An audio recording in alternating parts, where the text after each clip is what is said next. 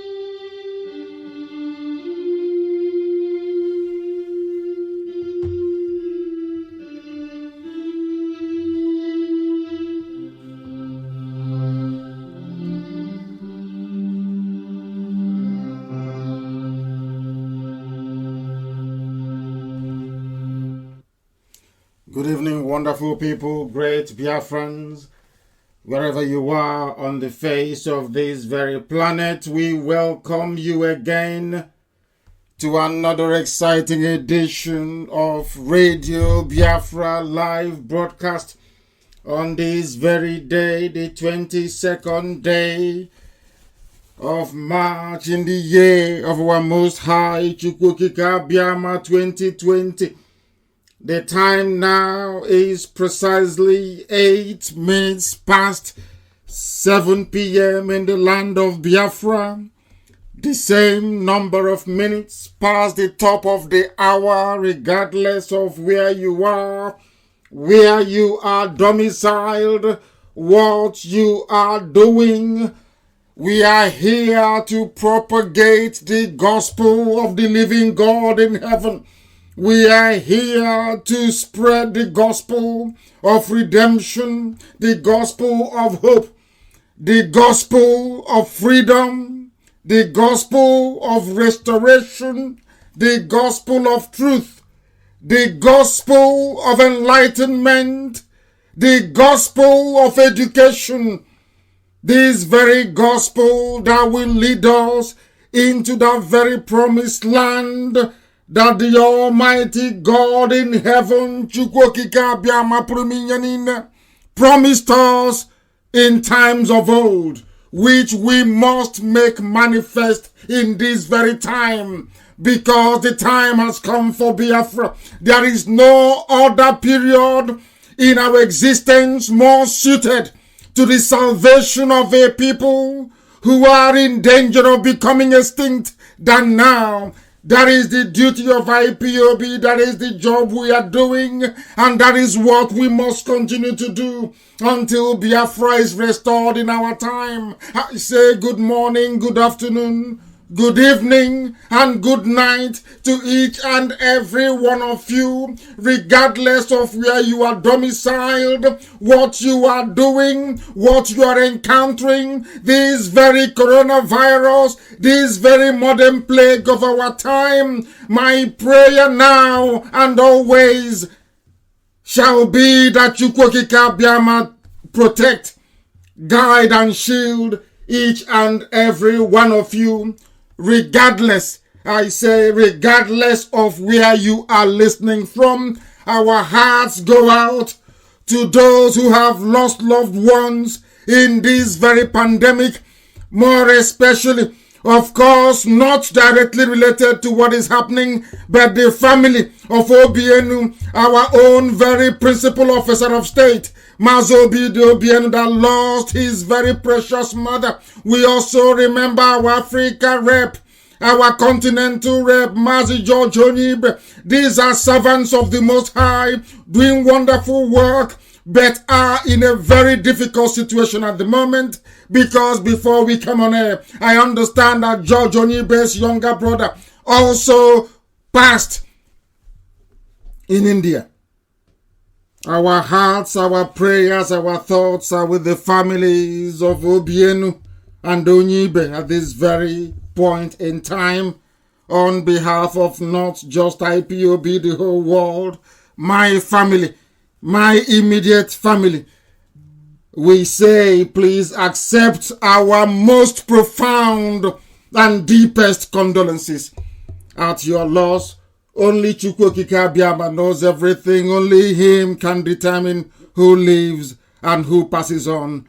But be rest assured that you are in our prayers. We are thinking about you, these very noble families, the Obienu family, and also the Onibe family. Our hearts go out to all these people. You are in our thoughts. We are one big family stretching from end to end of this very earth. Just know that you have your brothers and your sisters always with you. And we shall be able to fulfill our obligation as it is right for us to do so.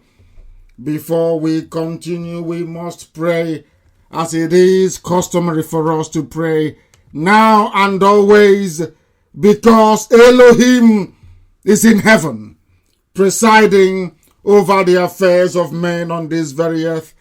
What we are encountering, or should I say, what humanity is encountering now, is unprecedented. And as my statement quite rightly alluded to earlier, it is a once in a lifetime event. It happens, I think, about every 100 years or thereabout. We must take this very, very seriously and do all we can to protect our people, our children, our families, that we may remain safe, to fulfill this very purpose for which God in heaven created us, which is to restore Biafra. We must pray. Chineke nna nke pụrụ m ihe niile, onye kere eluigwe ma kee ụwa, onye ịhụnanya ya na ebere ya na-adịghị agwụ agwụ, Chineke nna nke usu niile nke ndị agha, onye ihe niile o kere eke na-akpụ isi ala nye, mmụọ na mmadụ na-ajaghị mma, ọlụ aka gị bụ ihe mbara igwe na-egosi, onye nwe anyị bi n'igwe, biko na anyị na-arịọ gị ka iwe gbatara anyị ọsọ enyemaka, ka iwe bịa, ka iwe zọpụta ndị gị na ụmụ gị nọ n'ekworo wee nọ n'ahụhụ, ihe isi ike wee karịa, mkpagbu dị iche iche wee si ebe niile dị iche iche wee dakwasa ndị gị ezi ebube dị ngọzi, n'ihi na ọ bụghị mmasị nke gị na nke ebere ka anyị wee si etu a wee na-ata ahụ ụbọchị niile. Aka ndị iro wee bịagide anyị, obodo ekwensu bụ zu Naijiria, obodo ọchịchịrị na nke ebere bụ obodo ekwensu, wee be ekwensu họpụtara lugard ka o wee pụta wee rụọ ọrụ ọchịchịrị n'ime ndụ ụmụ gị. Chineke nna nke igwe anyị wee na-arịọ gị ka inye gị wee bata n'ime ndụ anyị, na ọ bụ asụsụ eluigwe ka anyị na-asụrụ gị, n'ihi na ebe ị nọ ndị mmụọ ozi gbara gị okirikiri wee were asụsụ ndị Igbo wee na-akpọ isi ala nye gị. Ha sị na ịdị nsọ Chineke nna, onye kere eluigwe n'ụwa na ịdị nsọ, mmalite na ọgwụgwụ na ịdị nsọ, isi iyi nke ndụ na ịdị nsọ. O nweghị ihe ọbụla eji ama atụ sị na ọ bụ ya yiri gị. Nke ọjọọ mee anyị ga-ekele gị, nke ọma mee anyị wee nye ha nsọ gị otuto, n'ihi na ọ bụ naanị gị bụ onye tozuru ịkpụ isi ala nna nke ebere dị ngọzi. Gị onwe gị bụ onye nọ tupu mgbe wee malite, gị onwe gị bụ onye kere nwoke ma kee nwaanyị, ma kee ụtụtụ ma kee ehihie ma kee abalị. Chineke nna nke dị nsọ, eze ndị eze kachasị ihe niile elu, anyị na-aja gị mma mgbe niile, anyị na-aja gị mma n'ụtụtụ wee na-aja gị mma n'ehihie wee na-aja gị mma n'abalị, n'ihi na onweghị onye ọbụla dị ka gị, eze ebube dị ngọzi. Eze ndị nsọ, bikonu mere anyị ebere, mere anyị ebere wee zọpụta anyị n'aka ajọ ihe. Bịakwa n'otu aka ka iwe gbaghara anyị mmehie, n'ihi na anyị onwe anyị bụ anụkpa ahụ. Agbanyeghị ihe niile nke anyị na-agabiga, mgbe ụfọdụ mmadụ dị ndụ ga-amanye aka site na-amaghị ama. Biko na onye nwe anyị na Chineke na-asacha anyị ka anyị wee dị ọcha, ka ihu gị wee chaa n'ebe anyị nọ, ka ihe gị wee mụbaa n'ebe anyị nọ, ka ngọzi gị nke pụrụ iche wee nọ n'etiti ndị gị, bụ ezinụlọ nke gị onwe gị ji aka gị wee hiwe, bụ Ipob n'ụwa niile. Chineke nna nke ebere dị ngọzi ma ruo mgbe ebighị ebi, biko nụ bịa ka iwe mere ndị gị ebere, tụmadị ndị niile bụ ndị na-akpọku aha nsọ gị n'ime mmụọ ma n'ime eziokwu. Mgbe niile ka anyị na-arịọ gị ezi ebube dị ngọzi, biko si n'ihe ọjọọ obodo ekwensụ bizu ma gbezuga ndị gị, ka ịhụnanya gị wee mụbaa n'ebe anyị nọ, ka Biafra wee bịa na mgbe nke anyị dịka isi wee kwuo anyị na nkwa, ka anyị wee bulie gị elu, wee jaa gị mma, wee gọzie gị, wee kpụ isi ala nye gị, wee rụọrọ gị ụlọ ukwu na arọ Chukwu dịka ndị Igbo si wee kwadobu eze ebube dị ngọzi. Ka ihe gị wee bata n'ala nsọ gị bụ Biafra, ka esikwa otu a nna nke ebere dị ngọzi wee mee ka ezi ihe wee bata n'ime Afrịka, n'ihi na Biafra bụ ụzọ nke ihe ga-esi wee bata n'ime Afrịka. Chineke nna nke igwe, ka otuto na nsọpụrụ na ịja mma na mbuli elu sọsọ wee dịrị sọsọ gị nna nke ebere dị ngọzi, site n'ebighị ebi ma ruo n'ebighị ebi ka anyị na-arịọ gị. Ise. I felt like praying in the language of the ancients. As I keep saying all the time, this is the language that the angels are worshiping God with right now in heaven. For it is worthy and right for us to praise Elohim always. I welcome you once again. I'm Nnamdi Kanu. I am the leader of the indigenous people of Biafra all over this very planet. And by the very special grace of the same God we call upon all the time, a servant of the wonderful people of Biafra. And we must see this very divine project to its logical conclusion, for there is no other way, there is no other option, there is no other means left for us through which we can once again re-establish our presence on this very earth as the very chosen children of the Most High, the children of light, only through Biafra. And that is precisely what we have come to do this very evening, to propagate this very gospel, to preach the truth, to enlighten and to educate our people who otherwise have been subsumed in darkness and iniquity of the damnable zoological republic. Nigeria is a zoo. Anybody who do not know that will need his or her brain examined. This evening we continue to dissect that abomination before God and before man. This evening we continue to reiterate and to demonstrate quite capably, I must say, that Nigeria is an abomination before God in heaven. Anybody who rises up to say he or she is a Nigerian, there is no way that person can make heaven. It is impossible. As we shall, of course, quite vividly demonstrate as we proceed this very evening, it is now dawning on most people who hitherto we are slightly hesitant about conceding to the fact that the zoo is finished. Now it is very clear. Regardless of what they do in Delta State, we are sadly, Ifeanyi Okowa is helping the Janjaweed from the north to be arresting, to be molesting, and to be killing our people in Delta State. They are trying to use the cover of coronavirus to perpetrate atrocities and evil in Delta. We must hold them responsible. We must hold them responsible in Delta State. That very person who is there, that Janjaweed, that Fulani Alamajiri, that is the police commissioner, that very director of DSS in Delta, we would hold you directly responsible for all the atrocities you have been perpetrating against the children of Biafra in Delta State. The same Delta State that the zoo army cannot stop their, their terrorist arm, which is Fulani headsman Miyetti Yala, from killing people. They want to decimate our numbers. They want to frighten us into not putting up a resistance against the hordes of the army of darkness from the Sahel. But they have lost because we remain in Delta, because Delta is Biafra land. We are going to hold each and every one of you responsible. We will hold each and all those involved in the persecution of Biafrans in Delta. Do not think that because the world is battling coronavirus, that somehow they are no longer going to pay attention to all your human rights abuses, especially against we Biafrans. We are documenting very meticulously every act of impunity that the world may know and hold you to account at the appropriate time. We will not let go. We are not like any other set of people that you have ever seen. I am not like any other that may have come before me. Everybody responsible, each and every soul implicated in the persecution, arbitrary arrest, detention, summary execution of Biafrans will be held to account. That is an assurance. And they know it will happen.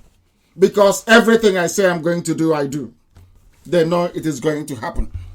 Get your pen and paper ready this evening, because today is going to be a lecture of immense proportion. I must tell you this. Immense proportion.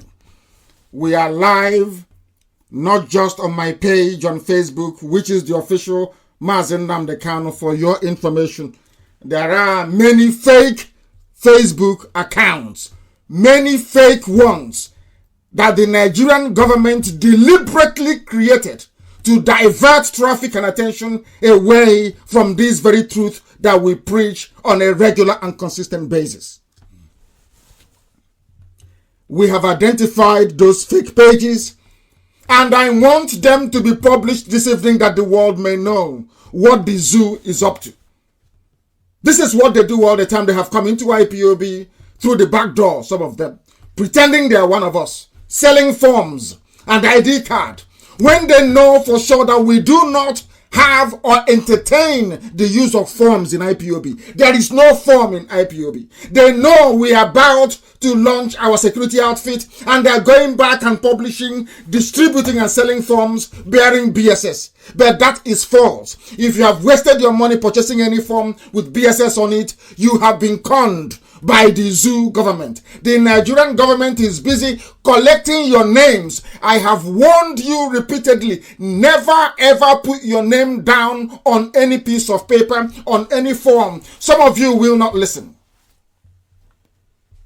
You won't listen. When they print those forms, they know how desperately we want Biafra. They know how we yearn for Biafra. That is why they keep tricking us all the time to give them our details. When they come in the night to arrest, to abduct you, nobody would know. Nobody would know. They are intensifying their persecution of Biafrans, IPOB family members in Delta, with the help of Delta State Governor, who incidentally is an Igbo man, Ifeanyi Okowa, that's his name, joining Fulani people to be killing his own people, defending Delta State. Defending Delta State, a governor in our land. They go to Mali, they go to all parts of the Sahel to dredge up the very worst of the Fulani Janjaweed Brigade. Bring them down to our land to rape our mothers, to abduct our daughters, to kill our fathers, to decimate and to render us homeless. Destroy our means of livelihood. The only people that have risen up to fight these people is IPOB. To resist them is IPOB. We are the ones resisting them. And what are these corrupt governors doing? Because they have promised all of them vice presidency come 2099 or 2023. They have promised Wike vice president. They have promised Okowa vice president. They have promised Dave Umahi vice president. They have promised Okezipa as a vice president. The same vice presidency they have offered up to 6 of them. And in return, they are helping Fulani to persecute the same people that the zoo government have been killing on a daily basis. I keep saying it all the time, but of course some of you fail to listen. Only the Fulani have 5 terrorist groups. 5! You never hear about any northern governor persecuting Boko Haram. You never hear of any northern governor persecuting ISIS in West Africa, not minding that it was Buhari when he was alive and the caliphate, including the Sultan of Sokoto, that formed Boko Haram. Everybody knows that. They have never gone after them. When Ihejirika tried to go after Boko Haram, they removed him. Jonathan foolishly removed him. Now they have come into our land. Do you know there are places in Ebonyi State we can no longer go into? There are places in Ebonyi that we can no longer go into inside Ebonyi. These are Fulani settlements in Ebonyi State. They are coming. As usual, we have gone blind and deaf until it is too late. Until it is too late. Look at what Ifeanyi Okowa is doing in Delta. Somebody must remind Ifeanyi Okowa that Oju Zokalo served the zoo called Nigeria Today. He's in Kuje. Somebody must remind Ifeanyi Okowa in Delta State that Adaka Boro served Nigeria. Nigeria killed him. Somebody must remind Ifeanyi Okowa in Delta State that Kensra, we were served the North, served the Fulani against his own people. They killed him. Somebody must also tell this very man called Ifeanyi Okowa that history will not be kind to him, nor his family. This persecution going on in Delta State must come to an end. They abducted IPOB coordinator in Delta State, Chukwuma. They abducted him. He must be released. I understand they have killed about 4 people already. They go to your workshop, they go to your office and they abduct you. DSS and the police. DSS and the police. The same way they went to the business premises of John Chukwuma, our Delta, John Chukwuma is his name, and abducted him and whisked him away. They think that because the world is focused on coronavirus somehow, we will not remember to mention it. But we are letting the world know. I am letting Ifeanyi Okowa know that you're holding Mazi John Chukwuma. He is a Delta indigene. He is a Biafran. His name is John Chukwuma. He's Igbo. He is in Delta. You are holding him and you must release him. This is about the 3rd time you've arrested him. Each time you people run out of money, you look for IPOB family members to arrest so you can make money through bail and all the rest of it. You share it into 3. The prosecutor will get 1/3, the judge in the case will get 1/3, and the police and DSS will pocket the other. You people are making money with the lives of your own people. Ifeanyi Okowa, you are the governor of Delta State. You are the one lamenting and complaining that Fulani terrorists are in your state, killing, maiming, and raping our mothers in that very state. IPOB is doing all it can to stop them. Because we are checkmating them successfully. That was why you connived. You connived with a Fulani police commission. And I ask you, when are you people going to stop this, your stupidity, unmitigated disaster you're bringing upon yourselves? Because of the advancement of your career. Nnamdi, as I shall prove later in this very program, did the same nonsense. He saw the light. He decided to go back into darkness. Look at where we are today. Is anyone happy? Why is it that the same template that you people, Ifeanyi Okowa, the same template you have followed over and over and over again and never yielded any tangible result is exactly the same thing you're replicating right now as a governor? You think that the Fulanis will love you, people that drive cattle from place to place, very primitive people with no developmental or civilized outlook to their life. You seriously think that by persecuting your own people that they're going to love you and make you vice president? The same vice president they have promised Wike that he will be the running mate to Tambuwal. We know all this nonsense. We know all these things. This is the thing about us. We are never consistent. I said it from the beginning of this very movement. We lack discipline and application. Discipline and application. Any day we remain disciplined, any day we apply that very thing that we preach, every day consistently, you will see that our lives will change. People come out in the open and they say things so that the public will love them. They go behind the back and they do something completely different. And the opposite of that. People are, all of these governors, they understand the mess we are in as a people. They know it. The Yorubas have realized they have come together, not minding the terrorist attack that happened last week, which I will also delve into in a short while. But I want to deal with this issue of Ifeanyi Okowa and what's happening in Delta State. The Nigerian police are perambulating, patrolling, arresting young men in Delta and killing them. They arrest and they kill. Now the world will not see it. Any day I come on air to tell them that we are going to retaliate, they start writing to every embassy in the world, saying this is what Nnamdi Kanu said. Now they are abducting people and killing them. Nobody's talking, they've all gone mute. Now that Fulani people are making Mieti Allah with their terrorist squads are in our land, killing and maiming.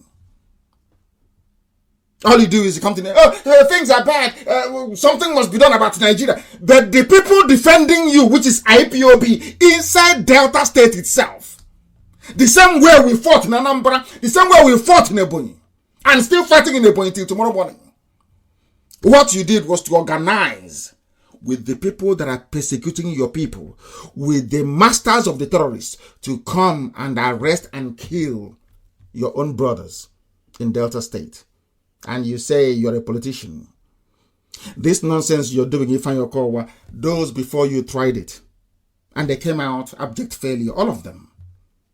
Jim Wobo served enough. Zeke brought him up, or he served enough. After he left as the governor of Anambra State, they took his Savannah Bank. Some of you don't learn. You don't know anything because you're incapable of reasoning. You are also foolish. I don't know why, because you occupy a government house. Somehow you think they will love you. If you betray your people, they will love you. You're mad. They go behind your back, all of you, and they'll be laughing at all of you.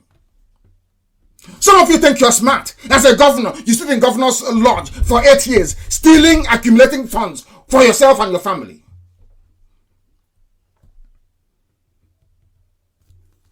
One day you will answer for it. The commissioner of police, I want his name to be put everywhere. The police commissioner, I want his pictures everywhere. That is the man that is killing our people. I want the DSS director in Delta State. I need his pictures everywhere. I want his family address to be made known to all of us. I want where the man visits and his family to be made known to the whole world tonight, not tomorrow morning. It is an order immediately. I want to see the face of the Alamajiri police commissioner in Delta State. I want to see the face of the DSS director in Delta State, and also add the picture of Okowa, that the world may know those killing innocent Biafrans in Delta because we said no to Fulani terrorism in our land. The same people come out, they complain. Oh, we are dying. They are killing our women. We can no longer go to the farm. And IPOB is doing, the only people doing something about it. Is it because we don't come on air every day to tell you what we've done or what we're about to do? All of you are there and are keeping quiet. So if IPOB were to stop now, you still come online and say, what is IPOB doing in Delta? Now we are doing something. Okowa is sending Fulani terrorists in uniform to come and kill IPOB family members in Asaba especially. They want to take it over. Some of you don't know. Go to Asaba after Head Bridge. If you pass on the child, after Head Bridge, cross the bridge and come on. Is Alamajiri on the right and on the left, selling yam and plantain. Some of you are so blind you cannot see until what happened to you in Lagos happens. Then your eyes, even what happened to you, I'm not even sure you've learned anything from it. Some of that say a pipeline explosion. It was a coordinated terrorist attack with multiple bombs. Multiple gravity bombs, if you do not know. It is called a gravity bomb if you don't know. It can only be sourced by the army. Some of you do not know there was a Nigerian army that planted those bombs in Abulado to kill all of you. Because they know that Yoruba papers will not write about it. And the truth from, did Yoruba papers write about it? The answer is no. They won't write about it. They will not. Do you know why they didn't write about it? Because it wasn't Yorubas that were killed. Those killed are Biafrans, Igbo people especially. So who is going to defend you? You know, sometimes I can't understand why some people fail to reason.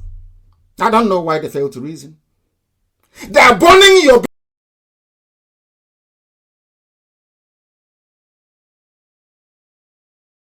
everywhere is on fire. Every market is on fire. All over the zoo called Nigeria. The markets that you own, yet you don't want to reason. There is no sense of national urgency. That, let me tell you, thousands of people died. The reason why their corpses were not recovered is because of the magnitude and the blast impact of the bomb that was used. It's called a gravity bomb. Go and research it very well. That's what they used. They vaporized human beings in our blood. Vaporization. Where somebody was sitting before the bomb went off, if you go there, you cannot see anything anymore. From the same Nigerian army. Some of you don't know what the Fulanis have planned for you. Some of you, in your stupidity and your blindness, you continue to do the same thing over and over again, and they keep killing you because they know that we are so stupid. So, not all of us, of course, not IPOB. Heaven forbid. Those of you being killed. Very, very foolish. I will play a clip for you in a short while. I made that video or that clip in Italy. In Venice, very close to Padova. I read Merchant of Venice as a class 3 student when I was at Government College, Omoy. Merchant of Venice. Most of my peers read it with me then. It was a compulsory course, literature in English literature. I went to the house. I don't know that the book was actually modeled on a real life figure. I went to the man's house, Shylock, in Venice, a very wealthy man. Do you know the funniest thing? He was Jewish. A Jewish man, very wealthy. And he lost everything. I made that very clip, and I'll play it for you in a very short while. And I said it, I made this clip in the year 2013, or something, either 2012 or 2013, I can't remember anymore. I was touring Europe. I went to Italy. I was hosted very well by Michael Irania. A very good man. IPOB national coordinator then. He didn't want me to leave Italy. But I stayed with them for nearly 2 weeks in Italy. Touring everywhere and preaching this very gospel. They took me to that very place. Unbelievable. I said that all of you building your houses in Lagos, in Kanu, and in Kaduna, and in Abuja, that you're all very... I said it I'll play it in a short while. And today it's exactly what I said. many, many, many years ago.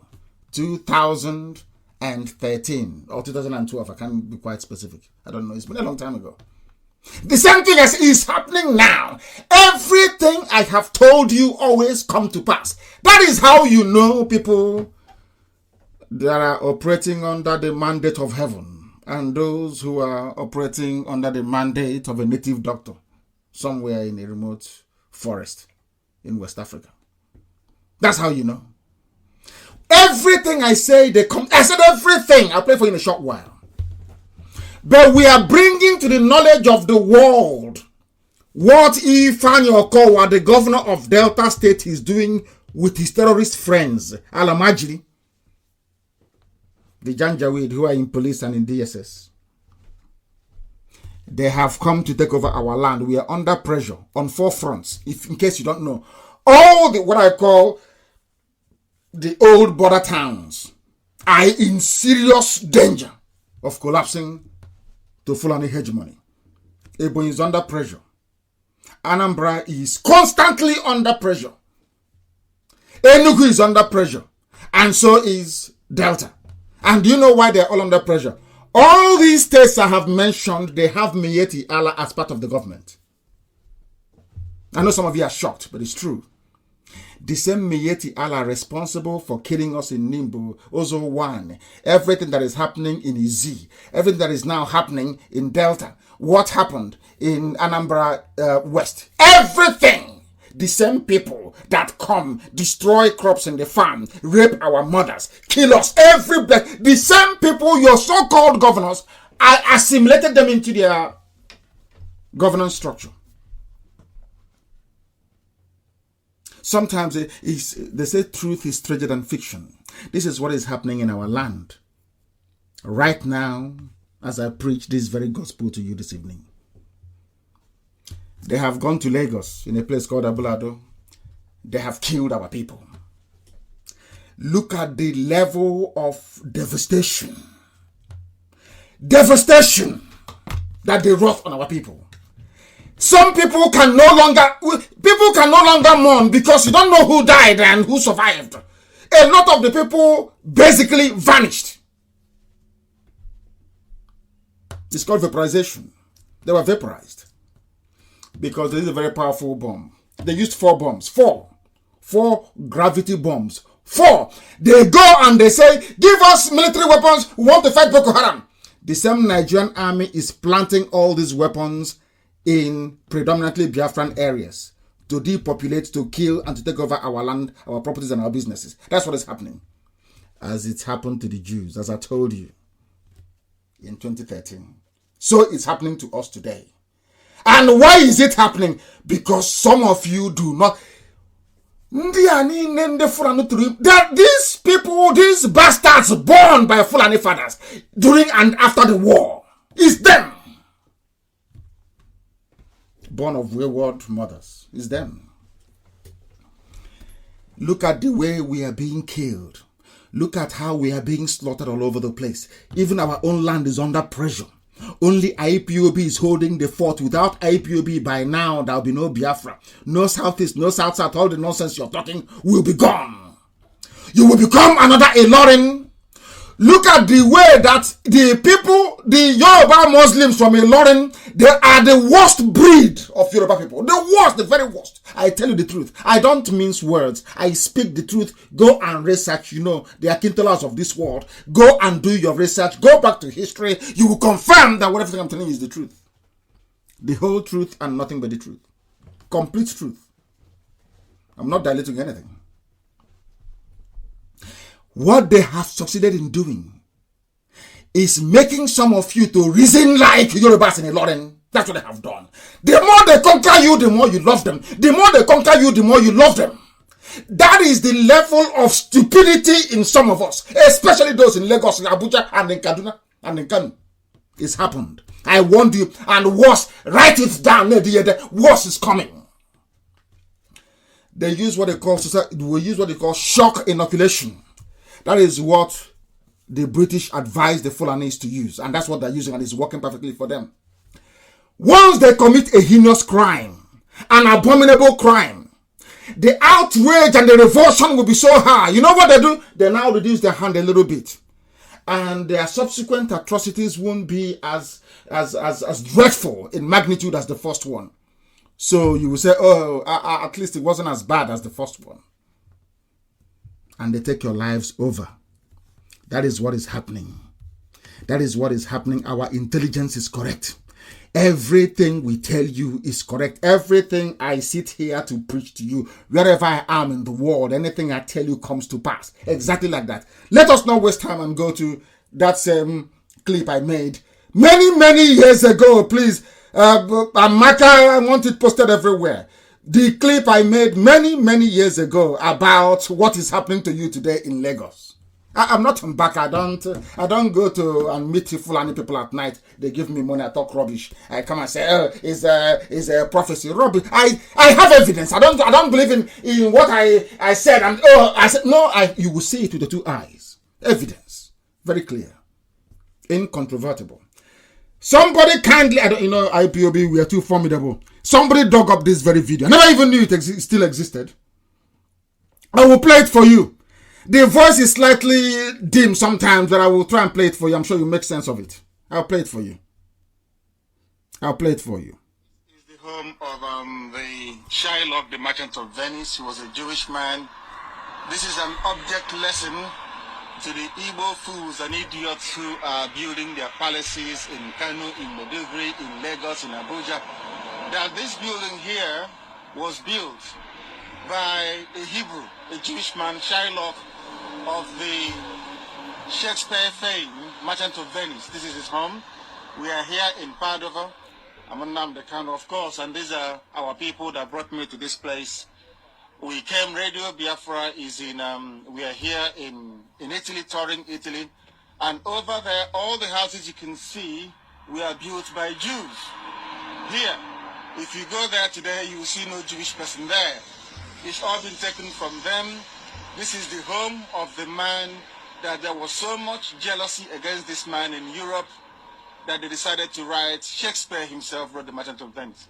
If you look here, that is the canal. Right across where the cyclist is going is the canal that used to bring in his wares, his merchandise, all the way from the city of Venice that is just down the road from there. So what we're going to do is to attempt to go in. We are going to remind our people that it's necessary for our people to be prudent with their sense. I recorded this many years ago, 2012 or 2013. Somebody should please correct me. I want our people to be prudent. You know what they said is hate speech. He doesn't know what he's saying. He wants to divide Nigeria. Go and say that to the children that will not get a befitting burial. My parents died and at least I buried them. I was able to mourn them and bury them. There are people that died in Ablado that nobody even knows if they were there when the bombs went off or not. They cannot be seen. They've been literally wiped. Ask yourself how many bodies were recovered from those homes and those schools. Ask yourself this question. To tell you the power of the bomb that they detonated at that very place. How many bodies were recovered? You can see people crying and saying, Chinedu was there. I saw Chinedu and the mother and the father, they were there. But nobody can see them again. It's called vaporization. Because the blast was so huge that it tore the flesh into pieces and scattered it everywhere. Blown away to thy kingdom come. I warned them. I warned them in 2012, 2013. I've been warning them. This is going to happen. I am very precise. I tell you what is going. I will tell you exactly what is going to happen. I don't believe in using, general language, or generalizing my predictions. I tell you what is going to happen. With every clarity and certainty, I tell you what is going to befall you.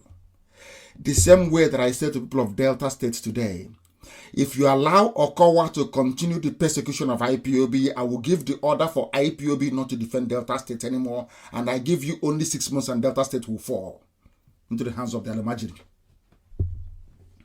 It doesn't matter who you... If you like, you try me. I am telling you, if Okowa does not stop his cooperation with Miyetti Allah and the Fulani terrorists in uniform in his state, I will give the order that IPOB should stop defending Delta, and Delta will fall within 6 months. And then you turn around and say, oh, but IPOB was there. You've been saying you protect us. But now that a so-called Igbo man, Ifeanyi Okowa, is there, bringing his friends, all these perpetrators of iniquity, into Delta, you won't say anything. The same way that I warned you. I warned you many years ago that your lives, all of you building and constructing in Lagos, that you are foolish. I did not just say it that you are foolish. I said they will take it from you. And you know what they have done? The army have said, Nigerian army and Nigerian government, including the Ilorin, the Yoruba Muslim man in, I think he's the governor of Lagos State. You know what they said? After they killed people, slaughtered children, you know what they said? Federal government of Nigeria is now acquiring Abulado as a federal government property. Can you believe that? The same thing that I told you will happen in 2013. The same thing I told you would happen to you in 2013 is now happening before your eyes, so you can see it. I have the video to prove it. I have the video. I was actually looking a lot more handsome then, and my beard wasn't very gray, and my hair wasn't receding as fast as it. You know, too much stress. I'm trying to... Thinking of Biafra every blessed day is a very stressful thing to do, honestly speaking. Thinking of ways to make sure that Biafra is restored as quickly as possible. I was relatively young compared to now. Go and look at it. I have the video. It's not somebody saying, oh, I said it. No, I have the video to prove it. I told you it was going to happen. And it has happened. Has it not happened? It has happened. Now, let me also let the world understand what is happening in this same place. And I can put that very video on my wall. And everywhere. I want it everywhere. There are 2 videos showing you the level of devastation. The level of devastation to tell you that the Fulani terrorists are heartless. Them in the army, the police, the DSS, they are all the same terror gang. The same. And let me warn Yorubas. You may think that stupid Yoruba girl that used to work for Star Reporters, I don't know what her name is, saying that Jubilee is not Buhari. I'm looking at her. And now she doesn't talk very much anymore. Maybe she's from Ilorin as well. The same thing will happen to you. Yoruba, write it down. As your media is keeping quiet. Of course, I exempt Punch newspaper and AIT to an extent. As they are keeping quiet. Thinking, oh, they're killing Igbos in Abulado. We will get our land back. They bought it from us. After so foolishly, they bought it from us. We're going to take it back in connivance with the federal government. Awolowo connived with Gowon. Yoruba, what did you achieve?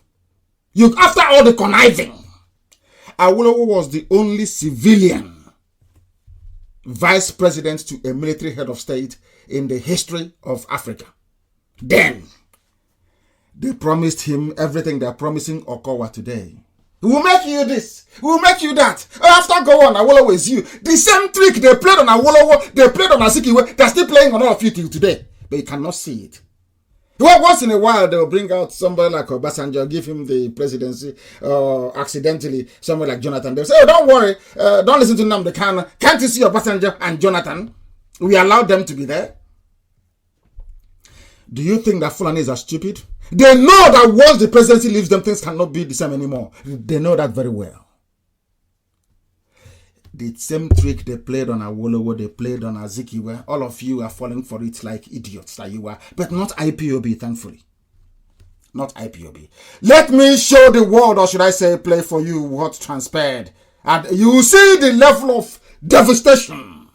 It's pipeline.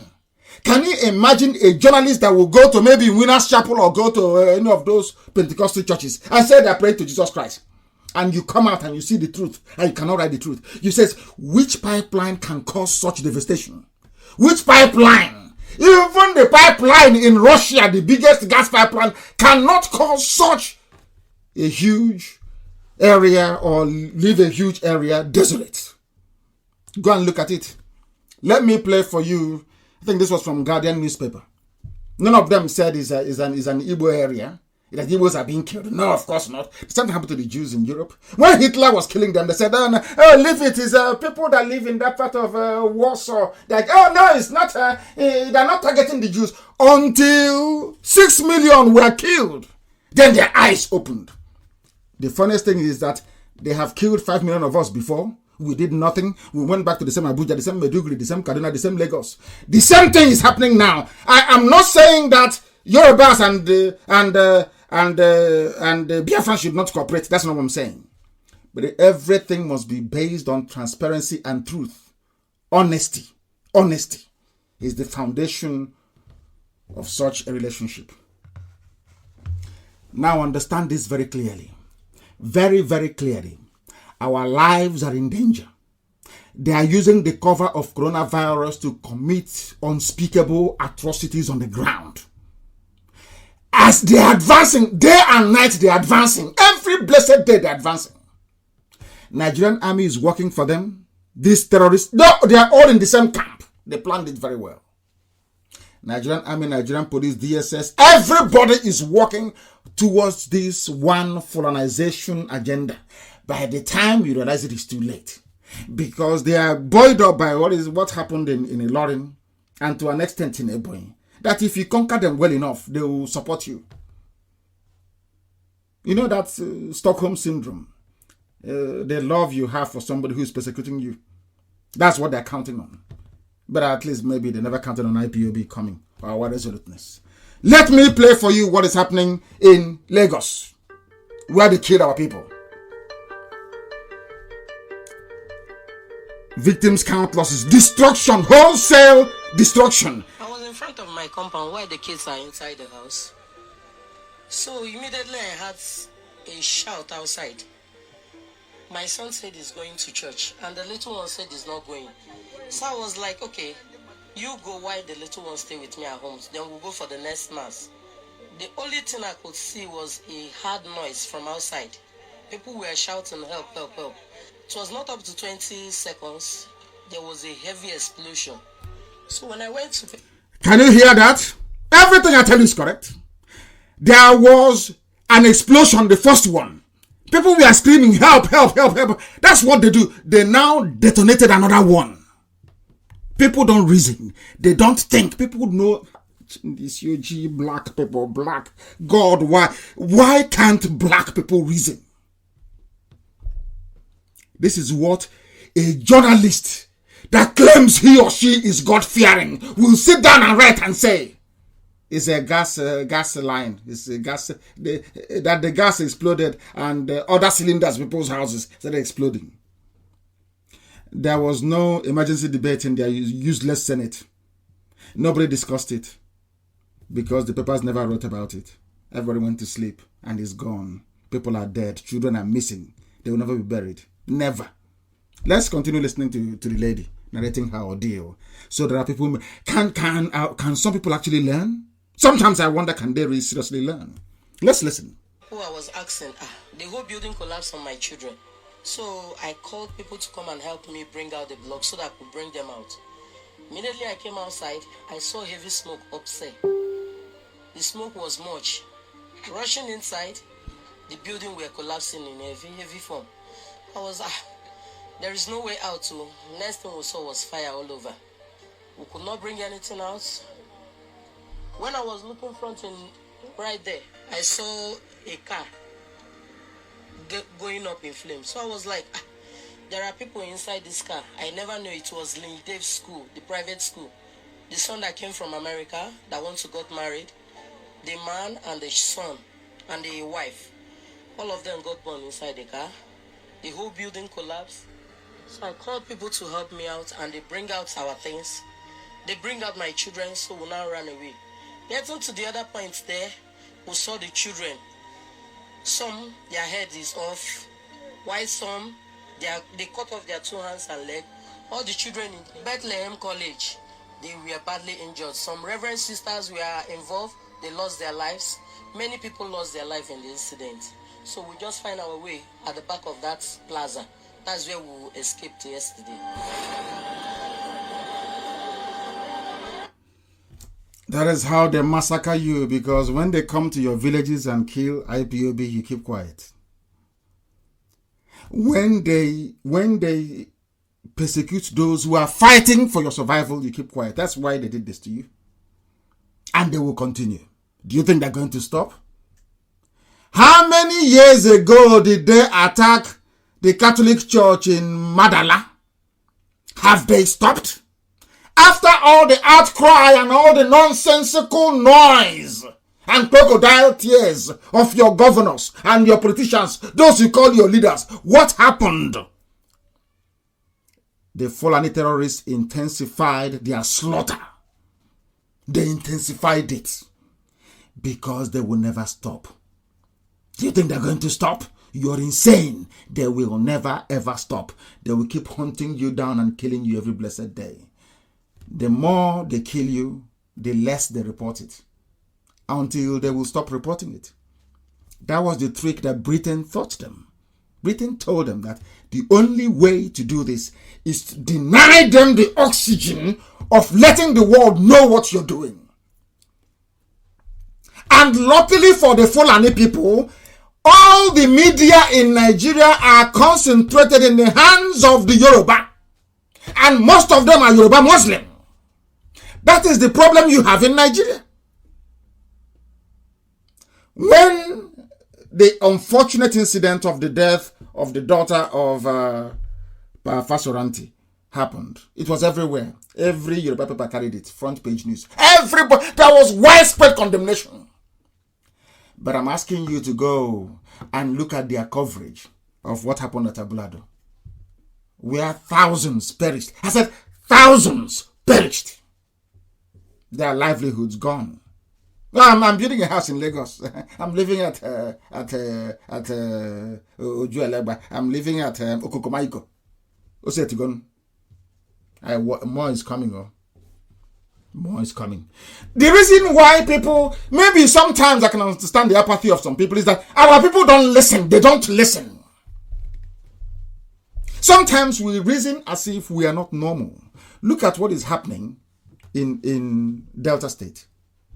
Can you believe such nonsense? Are you telling me that a governor in the north, let's say Adamawa or Borno governor, or maybe Katsina, or maybe Nasarawa, that people will come from that Biafran terrorists will come from Biafra land and go to Nasarawa and be killing people? And then the Nasarawa governor will come out and say, okay, where are those resisting these terrorists? Let's go and kill them. That is what your governors are doing. They are there making stupid speeches from their offices, swinging around, saying things that they feel sometimes you want to hear.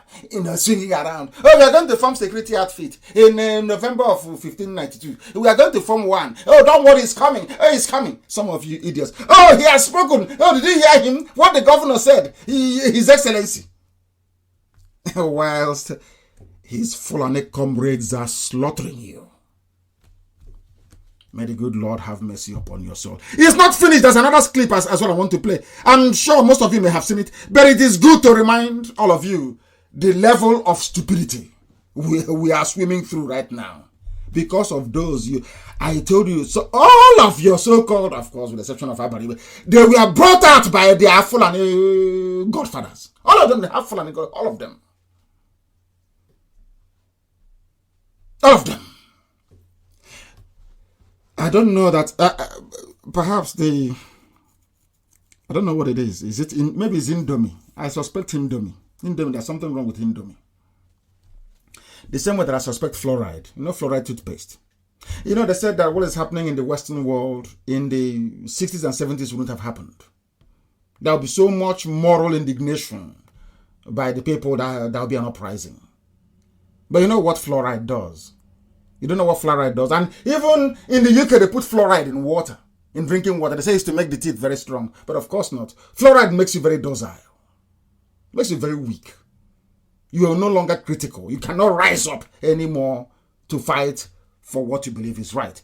There is another clip Lamentation everywhere in Lagos. But I warned you in 2013, you will lament, but nobody will come to your rescue. I said no, and the government is going to take the land from them. And the people are saying, one Nigeria. We're in Nigeria. Let's move Nigeria forward. Let's move Nigeria sideways. Let's move Nigeria a bit to the left. Let's move it a bit to the right. Let's move it up a bit. They are killing you. As somebody is telling you, that's something that is killing you. Let's move it forward. Somebody, unbelievable. Let's play another one so that the world can hear and know that our position is always vindicated. You know, they say that history will always vindicate the just. When I was saying this thing in 2013, I'm sure some people thought I was a madman, that I would never be vindicated. But today I have roundly vindicated. Roundly. Anybody doubting anything I say is a lunatic. If you doubt anything I say, anybody, forget about Upper Benue Congress. Forget about those idiots.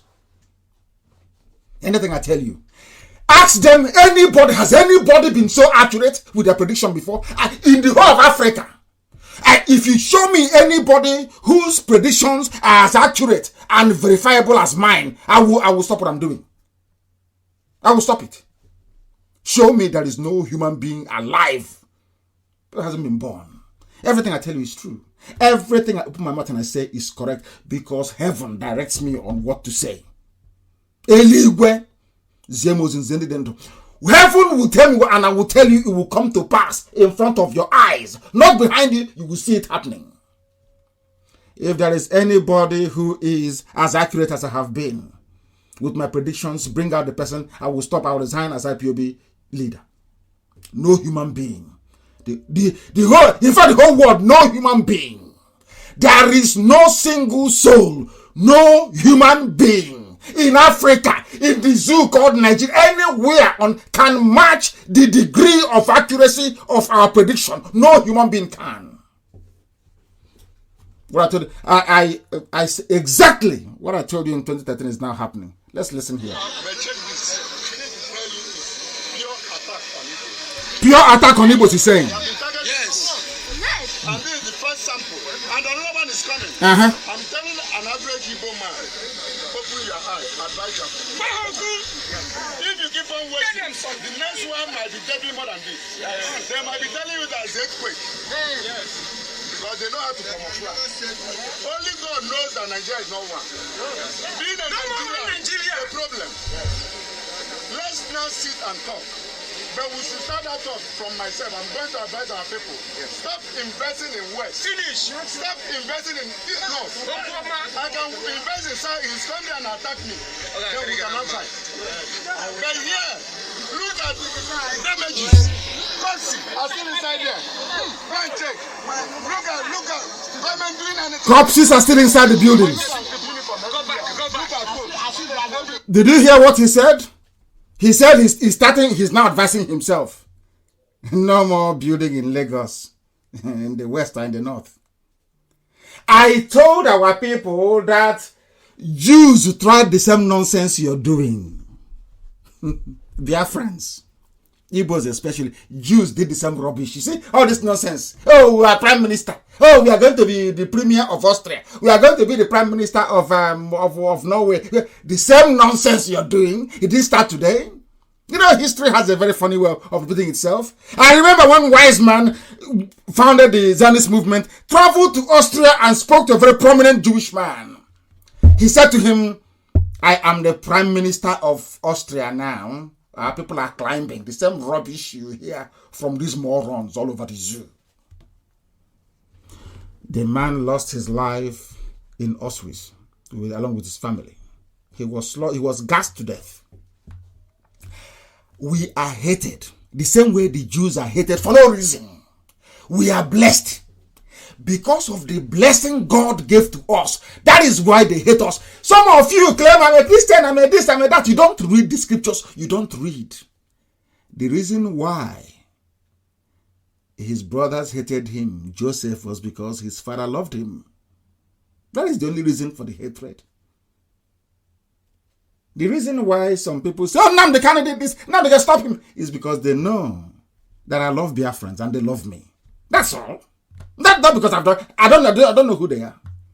Once you're loved by a superior power, those around you will hate you. Even in families, it happens. Once your mom is favorite or dad is favorite, that's the way people look at you. That's the way it is. We are the favorite of God. We have messed up, that is true. We are useless sometimes, that is true. But we remain his favorites. That is why they will always hate us. There is no place like home. No place in the... Today are they killing Jews anymore? Do you kill Israelis anymore? I'm asking you. If you kill Israelis somewhere, Mossad will go the next day and kill your entire family. So you will stop. But now they're killing us. The same thing I said in 2013 is what a trader is now saying in Lagos. That there are corpses in the house. Oh, Sunday model. Dead bodies, they cannot move them. And instead of the zoo government that they claim that they are serving to come and be sympathetic to them, what Nigeria said was, we will take over this land from you. I don't mind that you're grieving or you're burying people or you can't even find them, but we are going to take the land. And nobody commented. That useless station called Channels, nobody. Some people are evil. Some people are evil. I said this.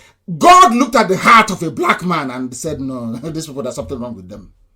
Instead, he blessed other people, Caucasians, the Anatolians, the Asians. So there's something wrong with this. Their heart is as black as charcoal.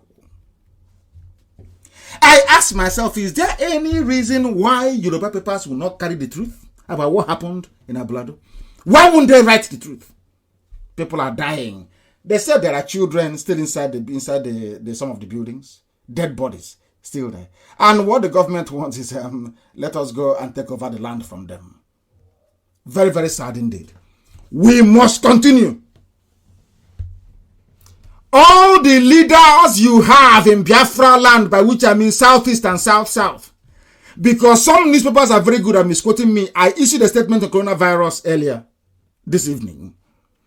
And instead of writing exactly what I said, they have now said, Nnamdi Kanu give advice to Ndibo, to Southeast. No, I was talking about all Biafrans.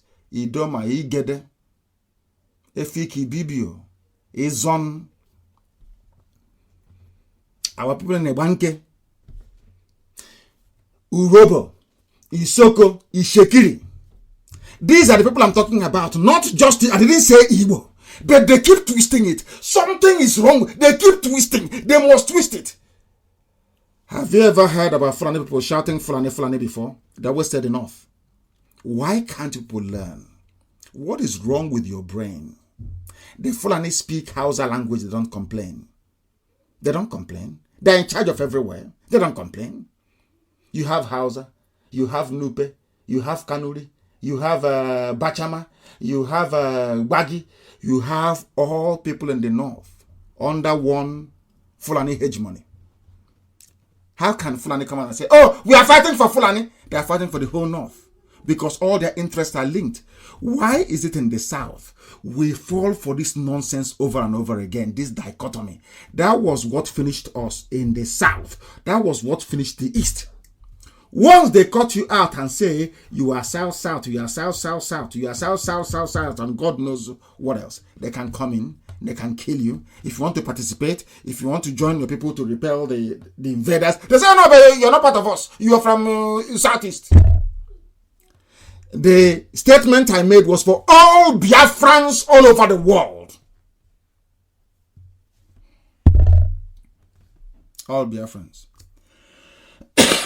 All IPOB all over the world. Excuse me. All IPOB all over the world. I don't know why we never learn. I don't know when we are going to learn. The international community must hold Nigerian government to account for the genocide going on in Delta State and across the entire South, but the East especially. They have refused. The so-called governors and politicians, they are interested in their families and what they can get from governance, not what they can do for you. It is only IPOB that can save you. No order. No order. I keep saying no order. Our message to these terrorists and their sponsors remains the same. That we shall continue to resist them, as we are doing in Delta State. Any day, if I will give Delta people our traditional rulers and our elders in Delta, the opinion leaders in Delta, to give Okowa 14 days to apologize to IPOB publicly. If he doesn't do it, I will withdraw IPOB volunteer command from Delta, and you see what Fulani will do to you in Delta State. Then your eyes will clear. Remember that everything I've said to you before has come to pass. Remember that very well. Not tomorrow you'll be shouting, oh, but where is IPOB? Nothing is happening. They're not doing anything. I am warning you now. Okowa must apologize. He must apologize for what he is doing. The zoo is bad. I have left because what I'm going to do is there was something that I came across on Nnamdi said. I've read it over 100 times. I couldn't believe it. Over 100 times. I've seen it, but I can't believe it. But I'm going to read it for you tonight so you will understand what is happening. Somebody called Okon said there is no compulsion to remain united without restructuring. He is an elder statesman. He's a former senator. Anietie Okon. He served in the Senate between 1999 and 2003.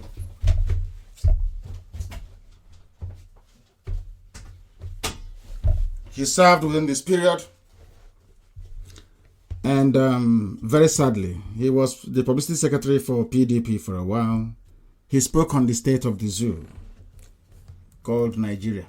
He is from what they call South-South, the people that go on created and said, you are rivers and you are cross river, you are South-South. You are not related to the Igbos, you have nothing to do with them. And some of them foolishly, I say it all, foolishly and hopelessly agreed. After the war, they gave houses belonging to Igbo people in Iguacha that they call Port Harcourt to some Ikwere families. But there was no abandoned property in the north. The reason why they did it was to divide us even more. So that an Ikwere man, in order to keep a property that is not his, will say, oh, I'm not Igbo. Do you understand the trick? It's a very simple game. It's divide and rule. It's very neat and very simple. Just like when the white man came, he will go to a village and he will pick somebody and say, you are the warrant chief of this village. Forgetting all the traditional precedent and how traditional rulers are appointed. That's what happened. They will come and they will say to you, oh, I'm not Igbo. The reason why an Ikwere man will say I'm not Igbo is because the property he's living in does not belong to him. Because if he says he's Igbo, that means that it's an abomination to take over your brother's landed property. It's an abomination in Igbo culture. In order to justify that the money that you went to school with, you were trained with money gotten from a stolen property, you say, oh, we are from Benin. You know, if you come from Benin, there will be no, you won't have conscience. That's why all that nonsense. We are from Akaraka in Benin. All that rubbish. Crazy Igbo land. We know the history. If they want to teach them the history. We are all one people. And of course, as soon as Biafra comes, we will be able to do things differently. We will be able to do things properly the way it ought to be. We will be able to do things differently. We will be able to do things the way it should be done. The way it should be done. I have been sent something today, right now, that it is finally open that Jubril is not Buhari. We'll get to that later. I have a section of that coming up. They have now admitted it, that Jubril is not Buhari. You know I'm never wrong. I am not wrong. Some people will say, oh, but he should be a bit modest and admit that he's wrong. So I am not wrong. Before I come on air, I pray. I pray 7 times every day. Are you aware of that? 7 times a day. I pray 7 times a day. I am under divine mandate. Everything I tell you is the truth. Garoba Shehu have actually admitted under, I think, I won't call it cross-examination, that Jubril is not Buhari. It's very clear and neat and clean. The whole world has seen. And I thank Simon Ekpa for actually bringing it up. I think Simon Ekpa does this very brilliant video analysis, which I think is a new genre, so to speak, in this propagation. I think he's doing a very good job, and may he continue and let the demon not go into him. He should remain focused, applied, and disciplined. You know our problem is lack of application and discipline. Once you're disciplined and you apply yourself dutifully and diligently, the end result is always assured, is victory. Now they have admitted that that Jubril is different from Buhari. They've admitted it. That's what they're saying. But we'll continue. Somebody from the South is now saying that, oh, give us restructuring, or there's no compulsion for a nation to work. But one Fulani was using you did not know. When they come to give you pipeline security, hey, can you please guide this pipe from LLM to Obibo? I'll give you money. You never ask yourself, but who is actually benefiting from the oil wells? They're all from the north. All you do is security guard. And when I tell you, oh, come, my brother, let us repel these infidels. You say, oh no, I'm not a Biafra. Oh, I'm not this thing. I'm from Bini. I'm from Akaraka. From Bini. Your name is Chibika Meji. You say you're from Bini, from Akaraka, from Bini. Stupidity is a disease. I will never get tired of saying this. Ken Sarawiwa was at my alma mater, Government College Omwai. Of course, the finest British-run boarding school you had in the entire East. Of course, Azikiwe said that. I'll refer to that later on. He went there on scholarship. Ken Sarawiwa, respected and loved at Government College Omwai. Any Omwaian will tell you about Erekosima House. Erekosima. He was a principal. Government College Omwai. A John, a Rekosima. Go and ask.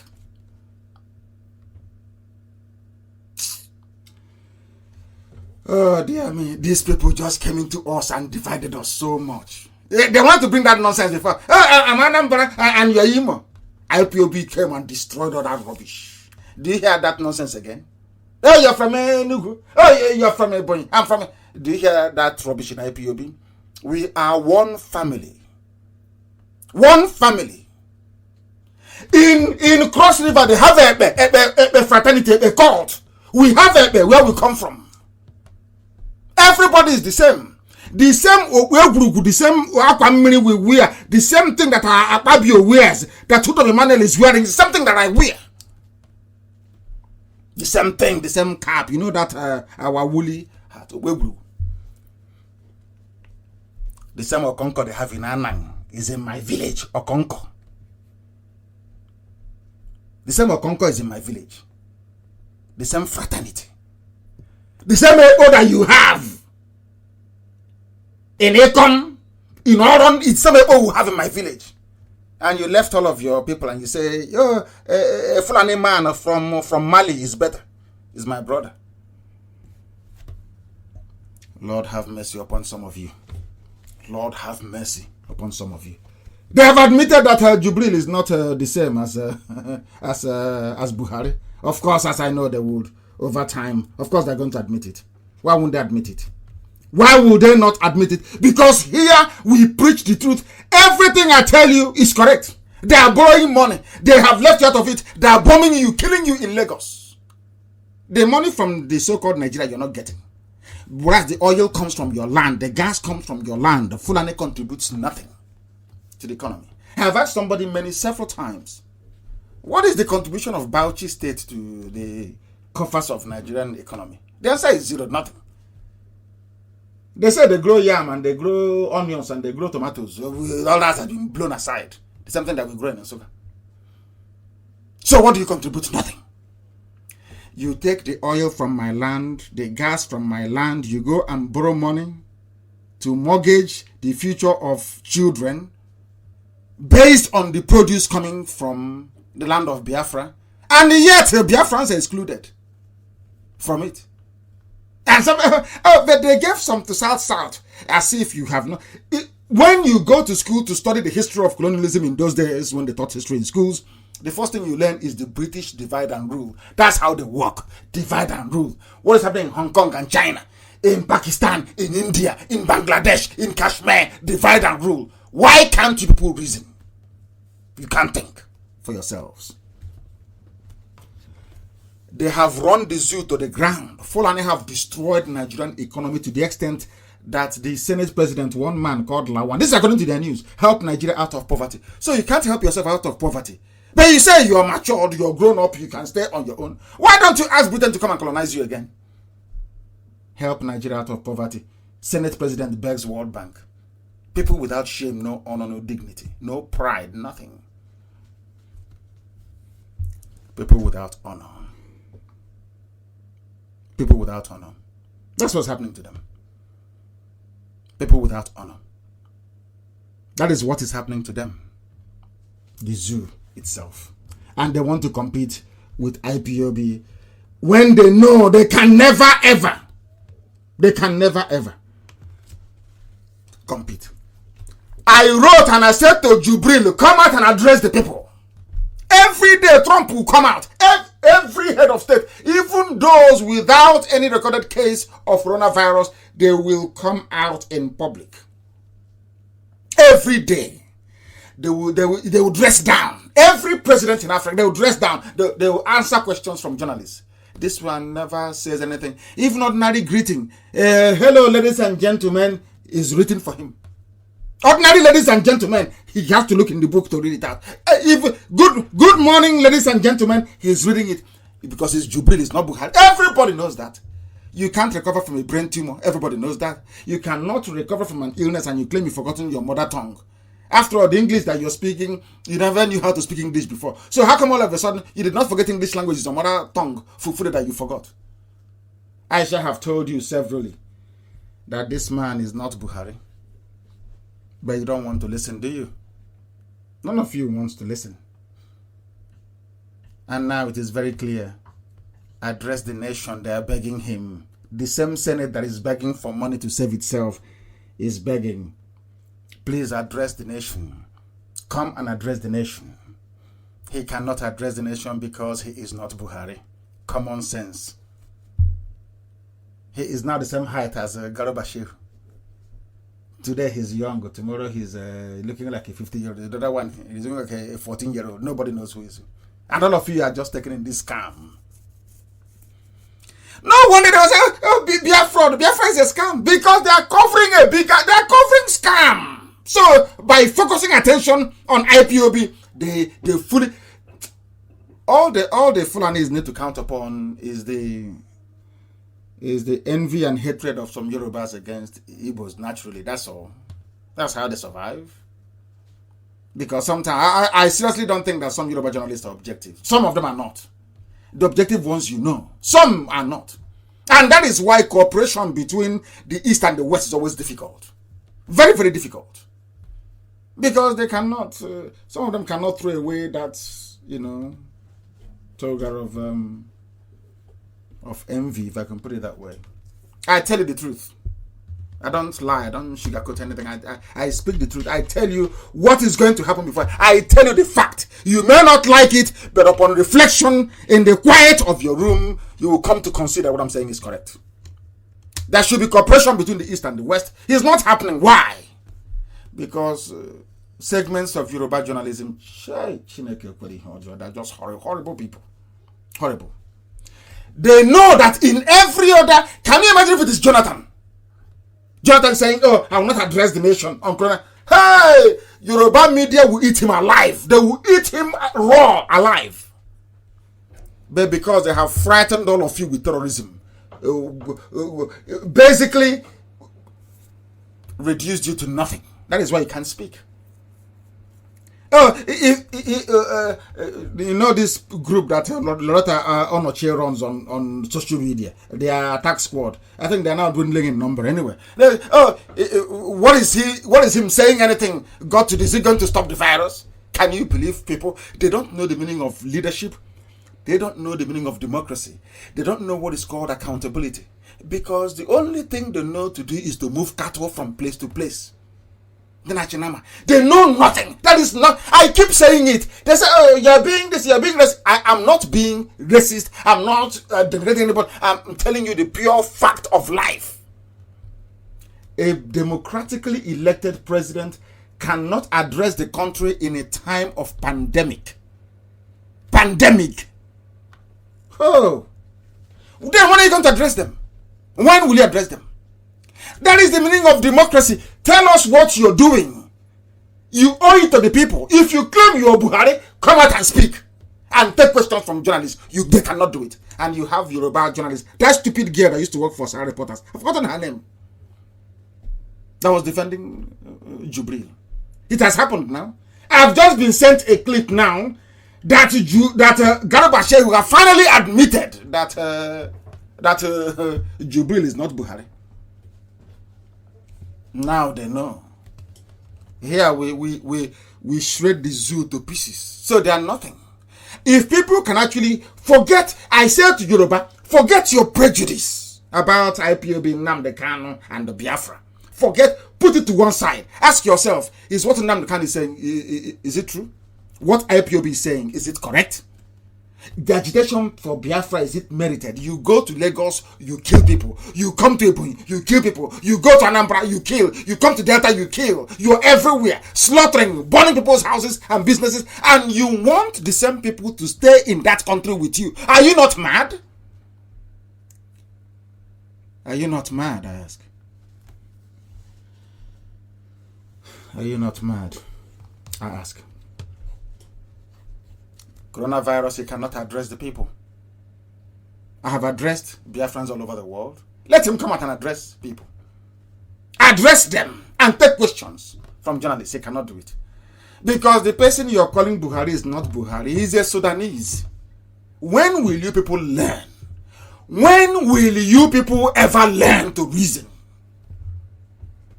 When will you learn to reason? When will you learn to reason? We continue to do our work, which is to expose the damnable Zoological Republic. And who brought us into the mess that we're in today? People must be very patient with us this very evening. Very, very patient, please. I beg of you. Be very, very patient because we are coming. I said it's quite a lot this evening to cover. Maybe I need to do another broadcast within the middle of the week because things are happening. Things are happening. Things are happening. Listen very carefully. This speech was made in 1949 by Nnamdi Azikiwe. He called it an address to the Igbo people. That was where our problem started from. Our problem started from then. Instead of does it mean that Nnamdi Azikiwe, a very learned man, very intelligent, does it mean he didn't actually read history to understand the interconnectedness, both cultural, linguistic, and social, between all the peoples of the East? Does it mean he didn't know that? He was dealing with people that referred, at no time did the Sadwana of Sokoto, Sir Ahmadu Bello, ever say Fulani. People must listen very carefully to what I'm saying now. At no time did Tafawa Balewa ever say, we are fighting for Hausa people, Hausas, or Fulanis, no. Or Kanuris, or Nupes, no. They always said the North. They understood that Islam held them together. They always said the North. Now, my question is, why is it that Nnamdi Azikiwe kept saying Igbo? Why? I can't understand it. Forgetting the need to carry everybody along with you. The same way that Ahmadu Bello Fulani carried the whole of the North with him. You need to carry the whole of the East with you. He went and removed that Yoita.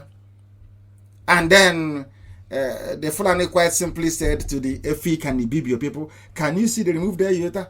Because Igbos are domineering. And they bought it hook, line, and sinker. They started to fabricate stories about the war. Igbo soldiers, Biafran soldiers came. There was no Biafran soldier. If not for IPOB, imagine what they could have fabricated now against us. Just because first of all, we had to go for media to counter all their nonsense.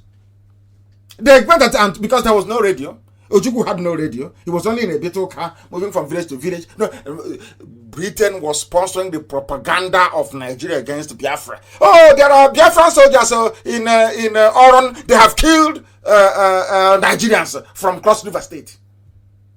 We hate Igbo. We hate Biafra. Oh. To the extent that somebody who answers Chibika Meiji,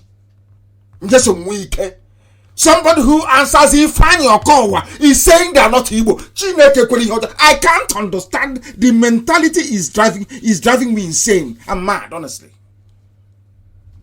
That is the power of division using the media. That is why everybody must be on social media. You must be on Twitter. You must be on Facebook. You must be on Instagram. You must checkmate. They are evil. You must checkmate them. When we started, they said, oh, Anambra man cannot allow Imo man to emerge. Until I told them the history of who we are. Everybody's from Anambra. They called it from Biafra. We went to East Central State after the war. They gave it to Abiasika. The first major Sabo. Should I say second one after Ifajuna? After that, then we went from there to Imo and Anambra. From Imo and Anambra, we now have Abia and Ebonyi and Delta. And it was this man that divided us, what's it called, Gowon, that gave Cross River and River State. They asked him, why? Gowon is alive. Let any credible journalist go and ask him, why did you create Cross River and River State? He will tell it is to divide the Igbo people, to divide you. And you bought it. Like the fools that we are, we bought it. Your own brother in Ikwere, Asrin Chinda, the same blood, the same flesh, the same blood, the same name, the same language. You say he's from Jukun, from Akraka, from Akaka. But I have forgiven everybody because we are one family. This family is one, indivisible.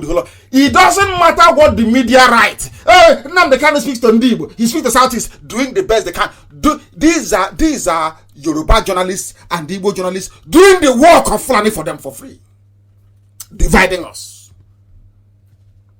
But Fulani come as one north. They come to say, you're southeast, you're south-south, you're southwest east, you're east-west south. But then they come to you as one north, one monolith. You cannot reason. You went to school of journalism. You're writing rubbish. I was addressing Biafrans. This is what Zeke said in 1949. Please, with the time now standing at precisely 25 to 9, if I'm not mistaken, in Biafra land, and the same number of minutes to the top of the hour, wherever you are around the world. We are live and we are direct. This was given, an address given 11 years before Nigeria's independence. It is online, actually. People should look for it. It is titled 1949 Nnamdi Azikiwe, Address to Igbo People. Please look for it and post it everywhere. I want you to read it very carefully to tell you that we are always right. Always. Always right. I did not even have the benefit of this very brilliant piece before we started IPOB agitation for Biafra. But if they tell you what Zeke said here, you won't believe it. But we are going to tell you all the same what Nnamdi Azikiwe said. His name is Dr. Azikiwe. I don't want to put Nnamdi there because people call Nnamdi, they're always very sensible and reasonable. They don't sell out, they're not traitors. Listen to what Zeke said. He said this thing at the Igbo State Assembly. Igbo State had a very powerful movement in those days. Very, very powerful. Very, very powerful. Igbo Union. Very powerful, I'm telling you. They built National High School, Lava. Very powerful people in those days. Let me read his speech so you understand it very well. From Nnamdi Azikiwe, you will not believe this. From Azikiwe. Listen. Harbingers of a new day for the Igbo nation. The only thing I disagree with him here is this Igbo nation thing. He should have said the East. He should have said Biafra. He was a student of history, he should have known. But let's leave that to the side and continue. He said, harbingers of a new day for the Igbo nation, having selected me to preside over the deliberations of this assembly of the Igbo nation, I am conscious of the fact that you have not done so because of any extraordinary attributes in me. I realize that I'm not the oldest amongst you, nor the wisest, nor the wealthiest, nor the most experienced, nor the most learned. I am therefore grateful to you for elevating me to this high pedestal. This is Azikiwe. I'm reading him verbatim, what he said in 1949. Listen carefully, please. The Igbo people have reached a crossroad, and it is for us to decide which is the right course to follow. We are confronted with routes leading us to diverse goals, but as I say it, there is only one road that I can safely recommend for us to tread, and it is the road of self-determination for the Igbo within the framework of a federated Commonwealth of Nigeria and the Cameroons, leading to United States of Africa. Other roads, in my opinion, are calculated to lead us astray from the path of national self-realization. Azikiwe said that the only path he sees for our people is self-determination in his speech in 1949. And funny enough, do you know what I find very astonishing about this very speech? Is that it is the same thing that IPOB is proposing. I am for one Africa. I am for one West Africa. But people must come together, having willingly given their consent. A white man cannot do that for me. Now you understand where we're coming from. So it bears a very uncanny resemblance, I should say, to the position of IPOB, which is quite bizarre. So what IPOB is doing today was what Nnamdi Azikiwe canvassed in 1949. Now, when we started this movement, I said that the problem of a black man is discipline and application. But along the line, he fell off. I want to know where Nnamdi Azikiwe fell off. I must read this speech, all of it, so that you will hear that Nnamdi Azikiwe in 1949 was talking about self-determination, that our brother, that his business and family was killed in Ablado, was saying the same thing. The same thing that Onyeka Onwenu said a few weeks back. The same thing. Self-determination. Even Nnamdi Azikiwe that had it within his powers to insist on this. What happened? Oh, it was that time he married I think he married a Hausa woman. They gave him Fulani woman. He married and named his child Mohammed. That's why they got him. I must read this for you. I must. The Igbo people have reached a crossroad, and it is for us to decide which is the right course to follow. We are confronted with routes leading to diverse goals. But as I see it, there is only one road that I can safely recommend for us to tread, and that is the road to self-determination for the Igbo within the framework of a federated Commonwealth of Nigeria and onwards, and Cameroon, leading to the United States of Africa. In other words, in my opinion, any other means, any other thing you suggest for the Igbo race will lead them astray. It will not allow them to fulfill their destiny. What Zeke called national self-realization. I can't believe I'm reading this, honestly speaking. Of course, I've read it before, but to the whole world. Listen carefully to what Zeke said. It would appear that God has specially created the Igbo people to suffer persecution in 1949, the same thing we are preaching today, and be victimized because of their resolute will to live. We are hated because of God's love for us. This was what Azikiwe said in 1949. God in heaven knows I've never read this before. I mean, of course, I didn't read this. I've read it before I came on air, but not before we started our agitation for Biafra. Exactly what we've been preaching, exactly what IPOB stands for, was what Zeke was preaching in 1949. But why did he abandon it? I have no clue. Listen to what he said.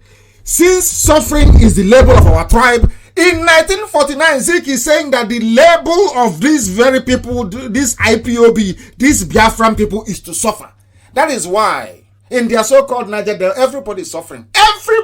Nobody's having fun. Everybody is in pain. Everybody is suffering. Everybody is complaining. Everybody is crying. Everybody is lamenting. Who are the people lamenting today? Is it not the same people of Biafra, the same South and so-called Southeast and so-called South? Are we not the ones? Zeke said the same thing in 1949. But people never learned anything. They never learned anything at all. That is why we must remain very, very resolute. That is why we must remain very, very determined. It would appear that God has made us to suffer because we are loved, because we are appreciated. Zeke said, is it not fortunate that the Igbo are among the few remnants? He used the word indigenous. Zeke used the word indigenous. Is it? Oh, I can't believe this. Honestly, Is it unfortunate that the Igbos are among the few remnants of indigenous African nations who are still not spoilated by the artificial niceties of Western materialism? Because we are a people that are disciplined in those days. Forget the nonsense that you're seeing now. This is not who we are. The people that you see within Nigeria is not who we are. The Biafrans you see, the way that the Igbos, the Efis, the way we behave in Nigeria is not who we are. And they know it. We are not easily corrupted. We are not. As a people, he said we are indigenous. Fulani is not indigenous to Africa. Of course not. They are not. They are a mongrel race. They are a mixture between the Tuaregs and the Arabs. They are not the mongrel race. They are not indigenous to Africa. It is the truth. You may not like me because of it, but it is the truth. But they came in. They managed to conquer Hausa conquered the rest for them. They conquered part of Yoruba. And with that conquest of Kwara State of Ilorin, they held Yoruba to some ransom till today. I read a comment by a Yoruba commentator who said that Ilorin should go with the North and leave the rest alone. This is it. Nnamdi Azikiwe mentioned indigenous African nation, everything that we are as a people. Listen to what he said. Is it not historically significant that throughout the glorious history of Africa, the Igbo is one of the select few to have escaped the humiliation of a conqueror's sword or to be a victim of a Carthaginian treaty? The same thing that I used to preach before. Nobody conquered us. This is one thing that the world must understand. Before the British came and Arochukwu fell in 1904, nobody ever in the history of our people, spanning over 5,000 years, nobody ever conquered us as a people. And we never conquered anybody. But they come to you and they tell that the Igbo man is domineering. But the Igbo man, despite their might and their power, never conquered anybody. But tiny Fulani with their cattle conquered everybody up until all the way to Ilorin. Now tell me who is domineering and who is not. Tell me who dominates who and who doesn't. They conquered everybody all the way to Ilorin. Igbo man never conquered anybody. Biafran people never conquered anybody. Igbo man never forced an Efik man to speak Igbo language. Never. Instead, we had in CBD. Now, who is dominating who? The same people, they come today, they take our oil, they take our gas, they pollute our land. Look at Ogoni. Ogoni is dead, finished. Who caused it? Fulani. The same people that told you that the Igbo man who could have fought to save Ken Sarawiwa is your enemy. Once they managed to cut the knife, cut us into two, they killed Ken Sarawiwa because they know there'll be no repercussion. Do you see how they operate? Are you people actually learning from what I'm teaching you? Do you actually learn from what I am teaching you? Do you want to learn anything from what you learn on Radio Biafra? Because this is too much. I can't even finish it in one night. I can't. Because what Azikiwe is saying here is unbelievable.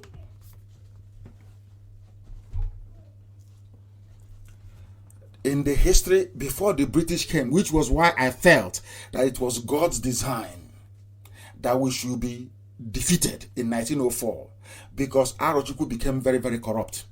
Corruption in Arochukwu. The Jukun came to Arochukwu.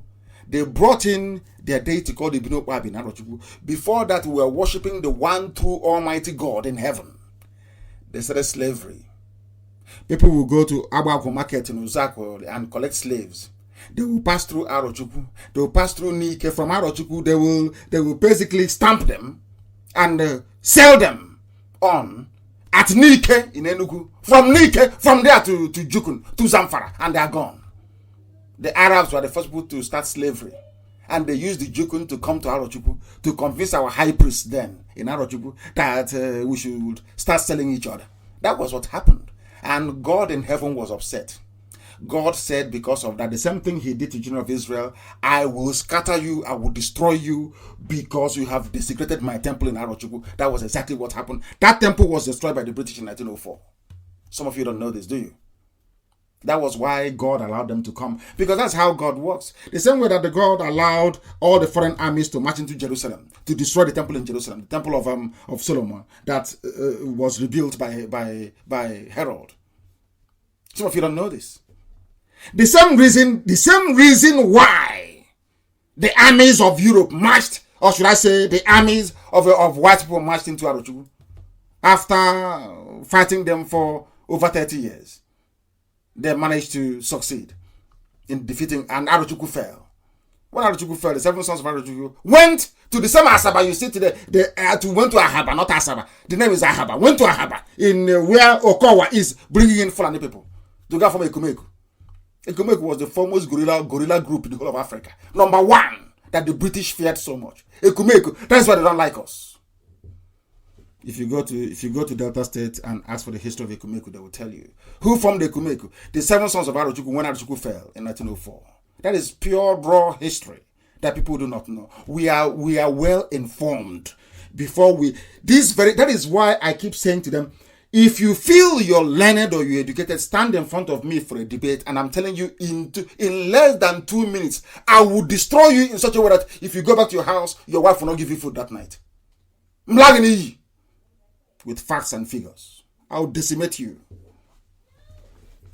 Idiots come out running errands for fools in Lagos, talking rubbish about Biafra restoration. Biafra, we are doing this. We went here. Oh, I helped him to get bail. Chaff. Driven by envy, greed, and jealousy. This very movement is IPOB. We sit where we are today by the grace of God in heaven, not man. Mortals cannot do what we are doing. IPOB is immortal. That is why I said, before us there was none like us. Now we are here. There can never be any like us. And when we are gone, if forever and ever, there will never ever be people like us again. God's love to Biafran people is IPOB. IPOB is a gift from heaven. We love Biafra. Zeke said the same thing in 1949. And we never knew.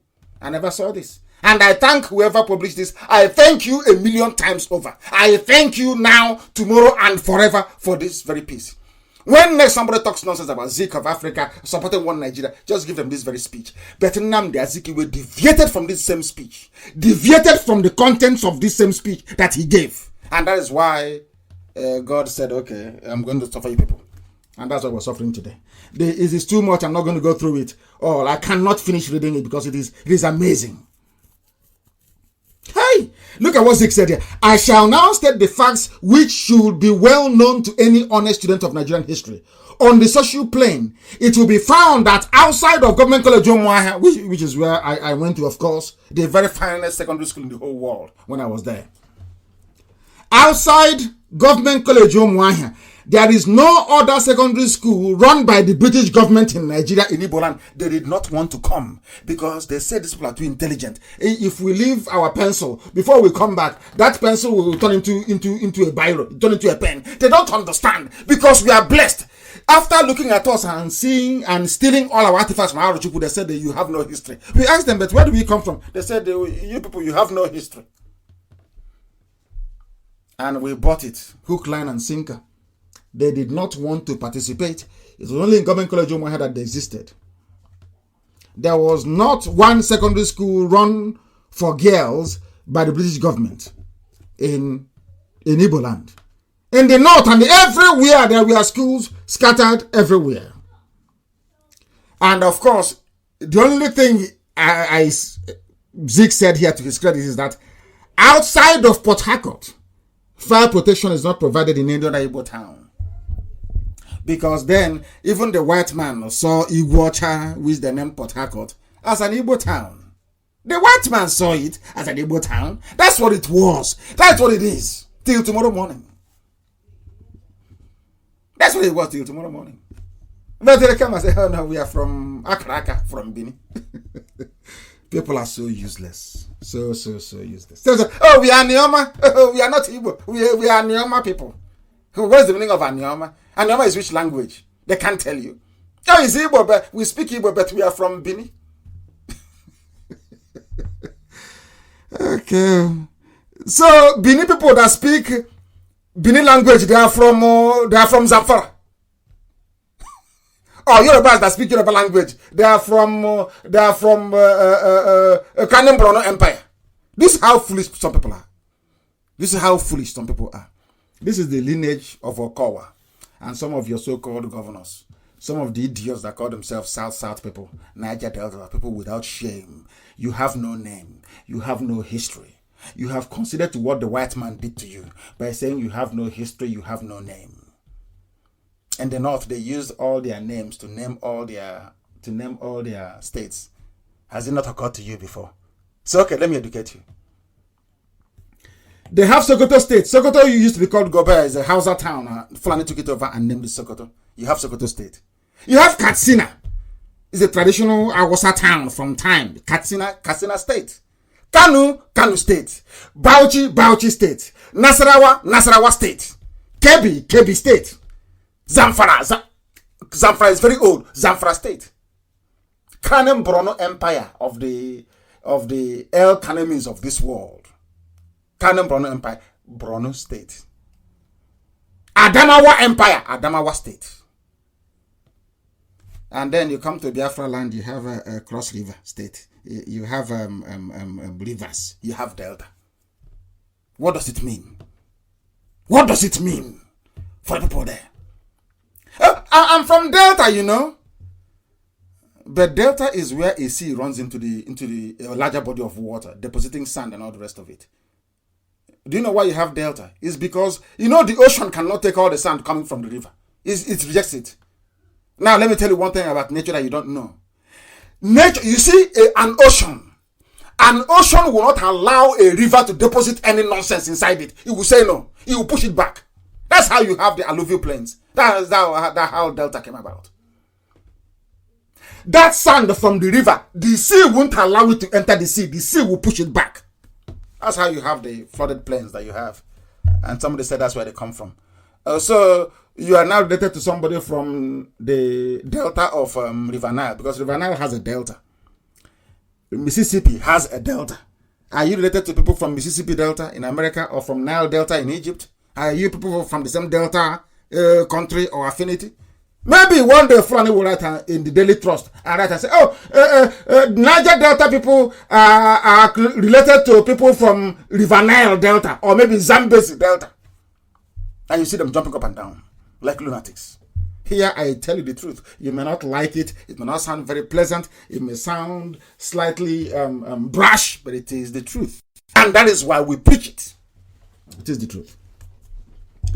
On economic plane, I cannot sufficiently impress you because you are too familiar with the victimization, which is our faith.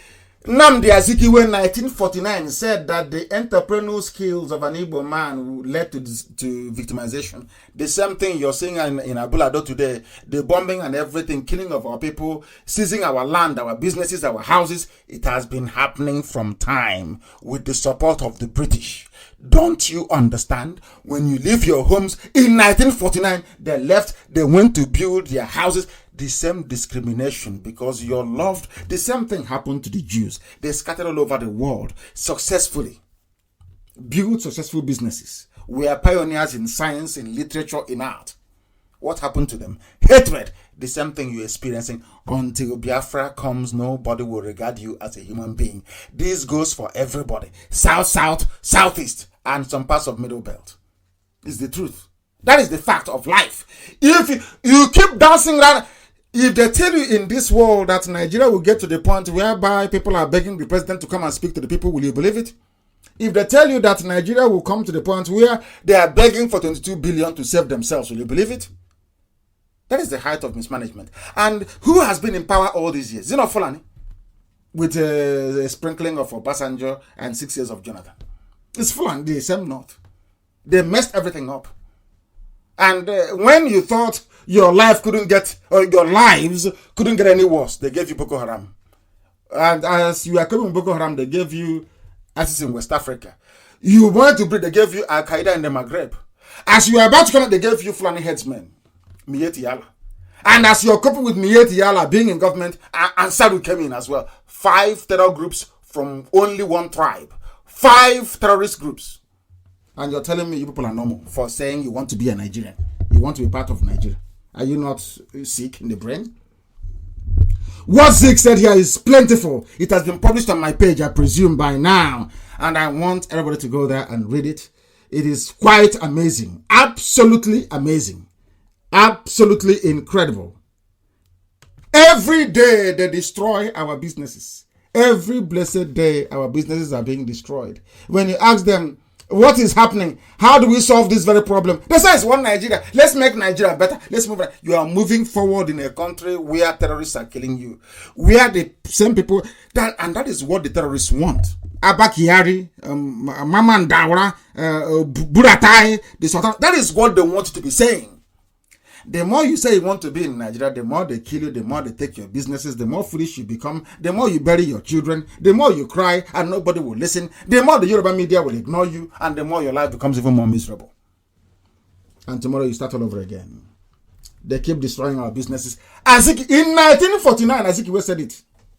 In Aba. He said it at that Aba of all places. Wonderful people. Aba. There is something magical about that very place. You know, Ojukwu said he shouldn't be buried unless he goes to Aba, and he went to Aba as well. They carried him to Aba, which is quite great. There's something about Aba that is magical. Very magical. As if it is the heart, the very heartbeat of Biafra itself is Aba and Ungwa. The very heartbeat itself. And funny enough, the name Aba was given to Ungwa, to that very place in Ungwa land, by people from Ekotepene. Isn't this very strange? Aba that you see was named by people from Akwa Ibom to show that we are one people. Forget all this stupid division. I'm Igbo, I'm this, I'm rubbish. If we are different, how come I'm dancing in my village? How come I have a conquer in my village? How come I don't have a Igbo in my village? The Akaraka you say you come from in Bini, do they have a Igbo in their place? Do they have a in their place? Do they have a conquer in their place? People who cannot reason very well, and you want to challenge IPOB. You can't. As we are mourning those that died last week, every two days they give us a gift. All the markets are being burnt down. All the markets. Everywhere, everywhere is burning. They have given us a new gift for the week. To start the week with. What is that gift they gave us? Is that they have set their Aboju in Festac, the market, and in Amu or Dolphin, they've set it on fire. Who are the people in Festac? Who are the people in Festac in Lagos? The place is burning. It is on fire. They've burnt it. They've burnt the whole place down. Abula, they say, is after the bombing there, they have come and using incendiary devices everywhere and what is called an accelerant. They pour it everywhere, they set fire to it, and the whole place blows up. That's what is happening. And you want to be part of this useless place. This is where you want to belong. This is the country you want to be a part of. You must learn the hard way as the Jews did, until Hitler started to slaughter them one after the other. In a line, one after the other. They woke up and said, oh my goodness, so there was a land that God gave to us. It's called Israel. Let's go back there. That is why today they have prestige and they have respect until you go back to Biafra land. Fulani headsmen will keep on killing you. They will keep bombing you. They will keep taking over your businesses. They will keep making your life a misery. And they will keep insulting you. That is something that they don't know. And this Nnamdi Kanu must be, who are you to control me? The same people. Okowa in Delta State bringing Miyet Yala Fulani headsmen to kill his own people. Should consider this. Have you all forgotten that the Sultan of Sokoto, January 14, 2018, according to a report by a Zoo newspaper, said that they are patrons of Miyet Yala, the same Sanusi that some of you are singing and dancing over. Thankfully, after last week's broadcast, all that rubbish has disappeared. Sanusi and the Sultan said, we are Miyeti Allah patrons, proudly. But all the governors are busy clamping down on IPOB that did nothing wrong to them. All the governors, that's what they're doing. But in the north, the traditional rulers, the governors, everybody's coming and saying, we no more Boko Haram, now Miyeti Allah, the real killers. They support them openly. And you're telling me there isn't something wrong with us in the brain. Okowa should learn from these people and all those governors that make it a habit of persecuting IPOB, helping the Fulani terrorists to gain a foothold in our land. Remember why they went to Aburi? We always right.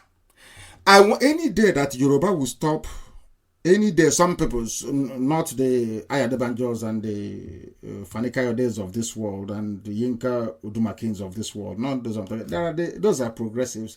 They are very intelligent people. They understand. They can read between the lines. They are not. That's not what is happening. The same way that I can as well. I believe that Biafrans and the Yorubas and the West, I believe that the East and the West should cooperate. I believe in that in order to be able to defeat this tide of terrorism coming from the North. I believe in that completely. And that is why I said we'll give men to Amotekun should that become very necessary. But isn't it very funny that the same thing, as I was reading out earlier, the same things that Zeke saw in 1949 and talked about it very eloquently is what Ojukwu saw at Aburi in 68-69 and explained to go on that this is the way forward. Do you know the funniest thing? The same thing Ojukwu was saying at Aburi was what Zeke said in 1949. And it's what IPOB is saying in 2020. Isn't it very funny? The same thing. The same thing. That's exactly what we're saying. The same thing. Isn't it very bizarre? And the thing about Nigeria, the zoo, is that they always realize it after 50 years. They realize, oh, we should have done that thing, oh. After 50 years. The same thing. Now, our next minister is calling for power devolution and constitutional review. His name is Bala Kaoje. He is not a Biafran. Now, what the assignment I am giving to Nigerians, those that practice journalism in Nigeria, although the name Nigeria is very funny because it wasn't given to you by an African, but since you have decided to be a guinea pig in one giant British lab called Nigeria, that's entirely your business. All these zoo journalists, I have a question for you, or something I'd like you to do. Why don't all of you go to Gowon and ask Gowon, why did you renege on Aburi agreement to reach the Ojukwu? Is that a difficult question to ask? When I was going to come on air today, it actually reminded me of when I say that a black man is stupid. I have my reasons for saying so. Some of you don't like it, but it's the truth. Gowon is relying on prayers to save Nigeria. But when he had an opportunity to do something tangible to save Nigeria, he didn't do it. But he is now relying on spirit to do it for him. I don't know if you're following what I'm saying. When it was time to practicalize what can save Nigeria, he didn't do it. He is relying on prayers. Exactly the way that typical monkeys behave in a zoo, like as in Nigeria. You don't do that thing that God said you should do. After messing up and uselessing yourself, you come back and start praying to God. God is now saying to go on. What happened at Aburi that I sent you to? That is why they're killing them in the middle belt. This one is saying the same thing. Talking about what Ojukwu discussed. But these were people who were against Ojukwu. Today, now, they are saying exactly what Ojukwu prescribed for Nigeria. Everybody should be on their own. They pay taxes to the central government if need be. And then from there, we start growing as a region until all Africa becomes one, as it was before the white man came. People can travel easily across Africa without visa, without passport. The same thing today that they are now acknowledging. The same thing today that they are now beginning to acknowledge. They now understand it. What are your governors doing? They are fighting each other. This one said this, that one said that, this one said this. As I said, oh, he has said something. Oh, Kulancha, he has said something. Rubbish. Practicalize what you're saying. They will not do it. In any other sensible place, in any other part of the world, they will come out and say, since it's only IPOB that is defending us, let us support IPOB. Come out and anything can happen. All of them together. All the 10. Or should I say 11 governors of the East can come out and say, enough is enough, and the whole North can go to hell if they want to. But everybody is there saying, but I want to be vice president. They keep betraying one another. These are the people you call. You are dying today in Lagos. They are burning your businesses because the people you open your mouth to call leaders are people who are cursed by God. Cursed by God. keep supporting evil, and the evil will keep on consuming you. That is exactly what is happening. The time now is not about 8 minutes. 8 minutes past 8 in Biafra land. And the same number of minutes past of that. That's how you know we are live and we are direct, bringing you the truth, the whole truth, and nothing but the truth. They are calling for devolution now. The same devolution, the same Aburi Accord go on rejected. The same thing that Yoruba has poured scorn on. Awolowo could not ask. As intelligent as Awolowo was, Awolowo could not ask, go on. Why did you not accept Aburi? Because Britain told go on, if you allow Aburi, any type of limited autonomy you give to the East, they will do better than every other person. That was how they convinced Awolowo. That's all. No other reason. There is no other reason. The same way they're killing us now was how they were slaughtering us then, and Ojukwu said enough is enough. No. That is why people say, oh, why haven't you? I said, we are waiting. We want the whole world to be convinced and also our people to understand their own responsibility. And for the world to know that it is this killing of Biafran people that will lead us to declare Biafra when the time comes. They must understand it. Right now they haven't. But we must make them to understand it. You must make them to understand it because it is unbelievable. He is a mass murderer leading prayer session in Nigeria. Whereas the solution was in front of him. Devolution, the same thing that Afenifere is calling for today. The same thing that the very respected and very erudite Ayo Adebanjo is calling for today. The same thing that every sensible person is calling for, the same thing that Middle Belt is calling for was what Ojukwu called for at Aburi. It was agreed. Britain said to go on, don't agree. Go on, throw it away. Today, he is resorting to prayers. Instead of going back to that thing that he should have done, to make things, he's going and praying. That is how disingenuous some people are. That is how evil people are. That is why I hate Go On with a passion. Not just because he killed a lot of Biafrans. I hate it. He is a hypocrite. You know that life is based on things being practicalized. You are there. You were at Aburi. Instead of you to say, oh, I made a mistake, let us go back to Aburi and renegotiate and understand the basis of it. You said, no, let's pray. Do you see how evil some people can be? He knows that the solution is Aburi. He knows it very well. Yoruba media, they know the solution is Aburi. They know that very, very well. But instead of them to go towards Aburi, they're saying, no, let's pray. Let us pray. That's the difference between a black man and a white man. A white man will go and find a solution to the problem. Prayer doesn't do anything unless you back it up with some action. You must know that by now. If at all, you know it. That is why you have been given an impostor in the zoo. How much evidence do you need from us? That somebody who suffered a brain tumor cannot make a remarkable recovery and start looking 40 years younger. It is impossible. How, in which language? Do you want me to say it in Fulfude or in Hausa so you understand it? Look at how the whole of the cabal, including their Alamajiri on the street, how they are protecting a man from Sudan. Because they need to hold on to power. It's the only thing they have. They have nothing. They are not creative. They are not entrepreneurial. They are not constructive in any way.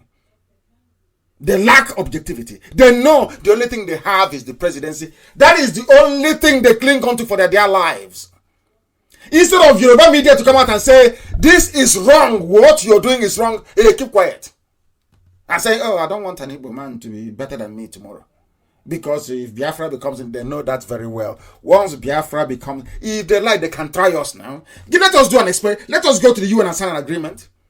Allow Biafra to go for 2 years. And you will see what will happen. They don't want it because we will put everybody else to shame. They know it. It is the truth. They know that once Biafra stands on its own, Africa, light will come into Africa. That is why they keep saying no all the time to Biafra.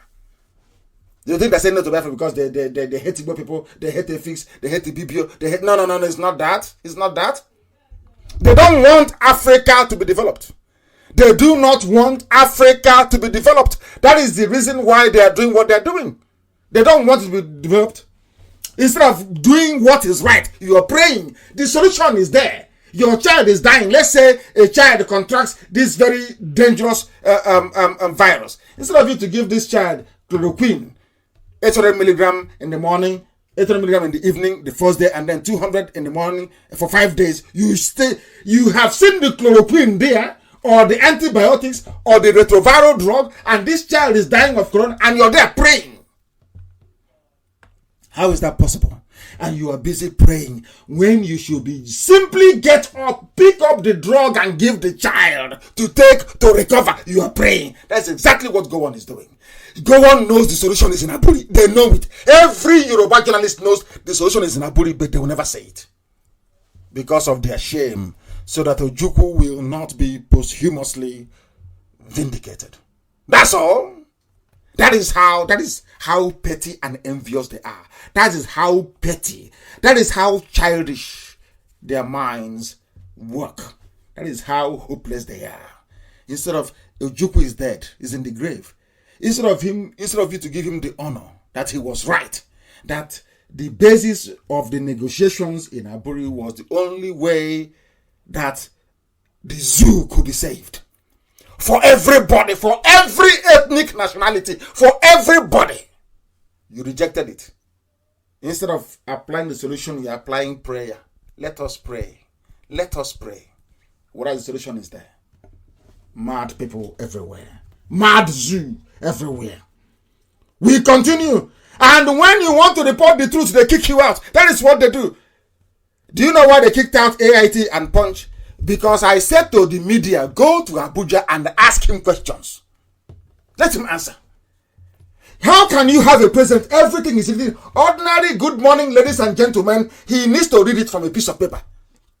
And you're telling me that I should have respect for Nigerians. I should respect Nigerians. You people are insane. You are mad. Your brains are not correct. All of you put together. So-called useless, hopeless Nigerians. Monkeys are better than all of you. Baboons are better. They reason better than all of you put together. You people are hopeless. How can you have a president that a common good morning is written down? Everything, good morning, ladies and gentlemen. These days he will say that he's rubbish and he disappears for another 6 months. You don't see him.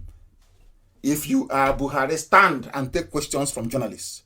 Only take questions. Take it live. And you see their fraud unravel before their eyes. Mad people everywhere. We will expose them. Their nightmare is IPOB and they know it. That is their nightmare. The same day that I said, I told the world that man there, they said he came back, is not Buhari, it's Jubril. They planned, they had to come and kill me. They called it Operation Python Dance. Let's go and kill him. And some idiots, they promised vice presidency, connived with them. Now one of them is in trouble. He's in very big trouble. Some idiots will say, oh, but he signed your bail bond for you because some of you are very foolish. You know nothing. The law of Nigeria says no senator should be involved in the bailing of anybody. People went and forcibly inserted themselves in my bail condition so they can control me. They don't know, I will control them instead. Do I look like somebody you can control? Mad people everywhere. This UG in Dara. We must speak the truth. You will not like it, but I will tell you the truth. Morning, noon, and night, I will tell you the truth. I will tell you the truth. Buhari has paralyzed the entire nation, according to them. These are his supporters before. These are the people calling me names. Dele Momodu, this idiot who has been making money from selling garbage. Entertaining you idiots. Smiling, should I say suffering and smiling generation. Coronavirus, Buhari has paralyzed the entire nation and shut out all its citizens like orphans, Dele Momodu. He knows that this is not Buhari. They all know. They are scared. They are cowards to the bone. To the bone marrow, they are cowards. Cowards cannot speak the truth. How can he speak? Is he Buhari? Buhari is dead in Saudi Arabia. How can that thing speak? What does he know he's going to talk about? Today he's short. Tomorrow he's tall. The next day his makeup is okay. The next one they cannot get his makeup right. Another time they brought two of them outside without even knowing that two of them are outside at the same time. And you see all these things. Your brain is telling you that these two people are not the same, but in your natural African stupidity, you cannot seem to accept it or accept the obvious. Very, very sad indeed. I know that some of you, that data is a very big concern. Please go to IPOB app and listen to us, or you can continue listening via CHK scattered across Biafra land, because everywhere is buzzing tonight, I can assure you, because here we preach the truth. The whole truth and nothing but the truth. Well, everything I tell you is correct. You may not like it, but it is the truth. Buhari is dead in Saudi Arabia, and Jubril is there ruining your lives, and you can't even talk. They are sending terrorists from all over the place to kill you. You can't speak. It's only IPOB that some of you people fathered by Fulani Janja will bring the war. That's all you know. That's all you know. As they are doing this, they're selling themselves into slavery. Have you read the news at all in Vanguard newspaper? How we sold Nigerians into slavery in Libya. That's what some of you to be sold into slavery, so your eyes can open. How we sold Nigerians into slavery in Libya. These are the suspects. That's what they said. Very sad, isn't it? That's all they do. They can't come out to protest. They cannot come out to join any revolution. They cannot do nothing.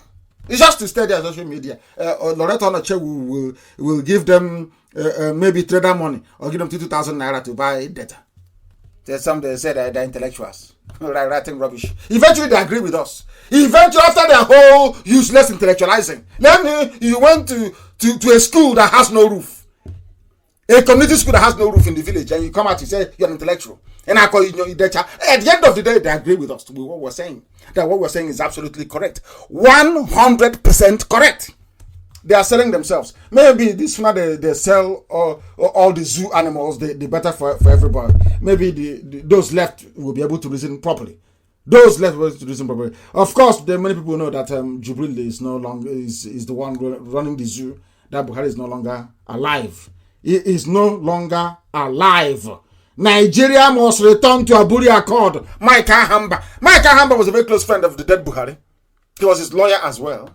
Mike Ahamba was a very close friend of the dead Buhari, a lawyer. These are the people that believed in one Nigeria, one APC, one CPC, one North, one East, all that one rubbish. Today he has changed.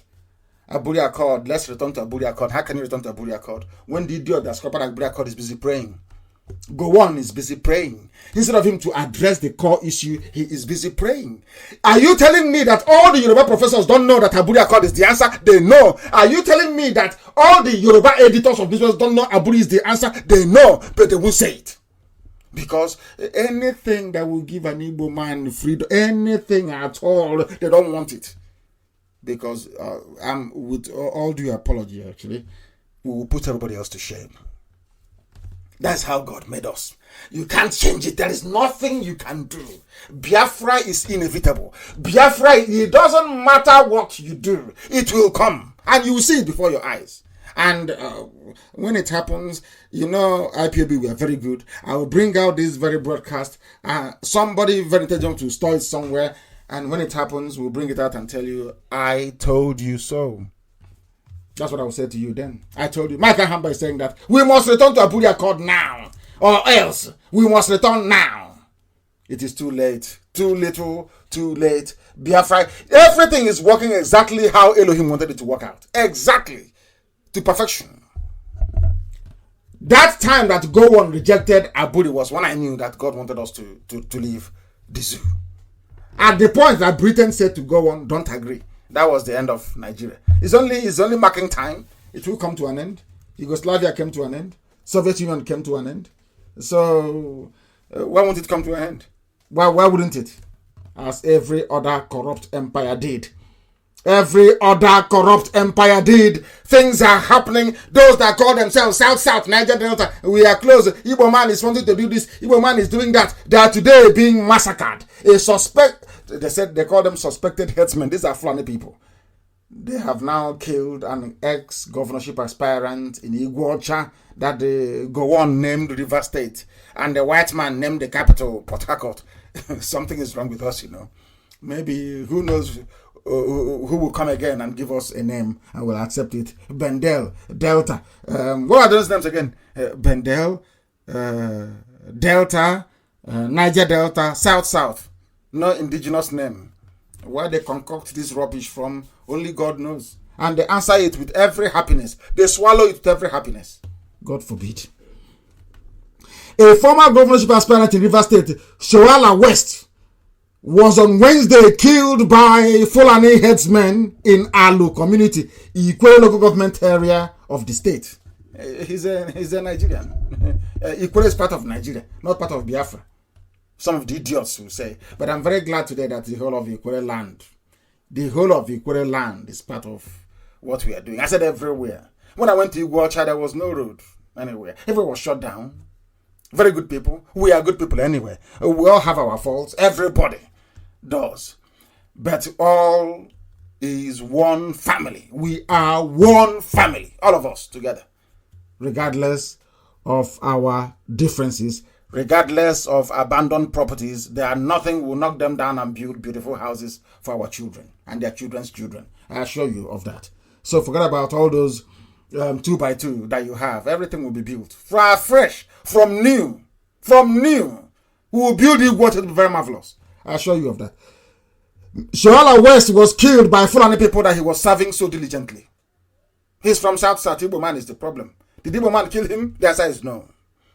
Did Igbo man kill him? No. Some of you never learn. Some of you never ever learn. But we are here to teach you, and one day you will learn.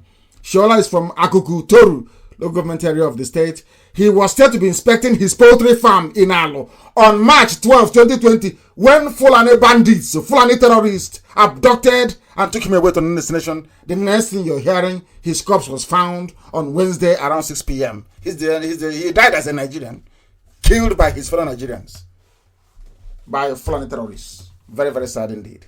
This is Radio Biafra. We'll bring you the truth. The whole truth. And Kuka is crying. Reverend Kuka is crying. He's a bishop, isn't he? Sorry, I'm so sorry. They call him Lord Bishop. My Lord Bishop, I'm sorry. That's what they call him. He said this is the vacuum that the political elite has exploited by turning the country into a jungle where the arbitrary rule of men has replaced the rule of law, and mere human instincts have become substitutes for constitutionalism. I like the grammar anyway, I must say. You know, here I wouldn't want to perhaps elevate, should I say, my spoken English to make it very difficult for people in the rural and remote areas to be able to understand what we are saying. So we try to keep it as simple as possible so that our grandmothers can follow what we are preaching here on this very platform. Because when people want to lie, they gravitate towards English language. In your local parlance, you cannot lie that easily. The Catholic Bishop of Sokoto Diocese, Matthew Kuka, has accused Nigerian political leaders of turning the country into a jungle, into a zoo, isn't it? Everybody agrees with us eventually. Where injustice thrives. Catholic Archbishop in Sokoto, Archbishop Kuka, of course, he's outspoken. He's a man that I like very much. He speaks his mind. And he's a Nigerian. He was created by Lugard. And he's defending one Nigeria. He spoke very well about our agitation when I was in detention. After a while, he changed. But thanks to the savagery of the Fulani and their primitive brutality, he has seen the light. As everyone will see eventually. Everybody will see that Nnamdi Kanu has been right. Everybody will come to the realization that IPOB is always correct. He's now lamenting. But as I keep saying to all of them, too little, too late. Fulani will consume all of you. You'll be consumed. You see, Yoruba, keep supporting evil. Fulani will consume you, overrun you and consume you. Fulani, it's not that they are strong. It's that they are long-term and they're very strategic. And with the help of the British. What the British wants to do is to either have Nigeria poorly governed or have their zoo, Nigeria, in a perpetual state of turmoil. That is how they benefit from it. Some people, that's the philosophy of Britain, that they thrive when an African country is in disarray. That's what they love so much, But I'm hopeful, and I am praying that that Boris Johnson will be a bit different, that he will not be like the rest that went before him, that he will be different. I'm seriously praying that the conservative government of Boris Johnson will be slightly more different from those that have gone. That's my prayer every blessed day, that they will be able to see the light and allow people to be free as they're supposed to. But Archbishop Kuka is right. Nigeria is a jungle. People are now speaking out a bit more, which is very good. And I will encourage, I keep saying all the time that the buck stops is Yoruba media houses. They are the problem. The channels of this world, they are the big problem. Big problem. Because, as I said, a black man or black woman with stomach infrastructure tendencies would always gravitate towards corruption. And corruption is not just taking money from people at checkpoints or trying to take kickbacks or handbacks, as you may call it. When a journalist sits down and fails to report the truth, that is the worst form of corruption. And I'm directing this thing out to Yoruba newspapers and Yoruba media houses. What they're doing in Nigeria is the reason why people are dying. It is the reason why there is so much terrorism. Because they have refused repeatedly to be objective in their coverage and their reportage. Very, very important we point this out to the whole world. Because that is what is happening. But I do commend a few of them, those who have now unshackled themselves from the very despotic tendencies of the Fulanis to try and report the truth, as Punch and AIT is trying their damn best to do. We must continue. This is Radio Biafra. We are live and we are direct. Many people are struggling because of their data, but I'm asking them to please try and hang on or run to your neighbor's house and listen to this very broadcast this evening. It is very, very important. Very, very important. Somebody wrote something that I agree with, because when somebody writes something I agree with, I always say it. His name is Prince Justice Faloye. He's the Yoruba man. He's a progressive. He understands. And he has written that Yoruba Igbo common unity essential to collective survival of humanity, and I agree with him. Let me repeat. Yoruba Igbo, by which I mean, let them say east and south. Let's just say south of the zoo called Nigeria. East and West, the unity of the East and the West, because anytime we say this Igbo and Yoruba thing, what they will do, the Fulani will cut it out. Loreto Noche will help them cut it out, and they'll start inboxing our people, Biafrans from the coastal region. They will say, can't you see, he's making this Biafra thing an Igbo affair, forgetting that somebody has to lead. In the UK, England is at the front leading. In Germany, the Bavarian region is at the front leading. That is how it is. In the USA, you have the West Coast, the mighty California leading. That is how life is. Someone has to lead from somewhere. Someone has to lead. That is why it appears as if there is some, what I would refer to as the preponderance of Igbo people in the affairs of the East. That's the only way I can put it. This Prince Justice Faloye have written very, very clearly and emphatically that the unity of the East and the West, Igbo and Yoruba, is very, very essential. Very, very essential. And I want to reiterate this evening, that those Yoruba people or those from Ilorin who, out of one ill-conceived consideration or the other, have decided to adopt this very hostile anti-Biafra stance when it comes to the propagation of their views, must also realize that the Fulanis will not spare them. The Fulani did not spare the Hausa people, they gobbled them up. The Fulani used the Hausas to conquer themselves. The Hausas conquered themselves for Fulani and handed themselves over willingly to the Fulanis. The same thing that the Yorubas will do inadvertently if they do not reverse their very distressing and annoying ways in terms of how they view things in the zoo called Nigeria, and in terms of how they also report it.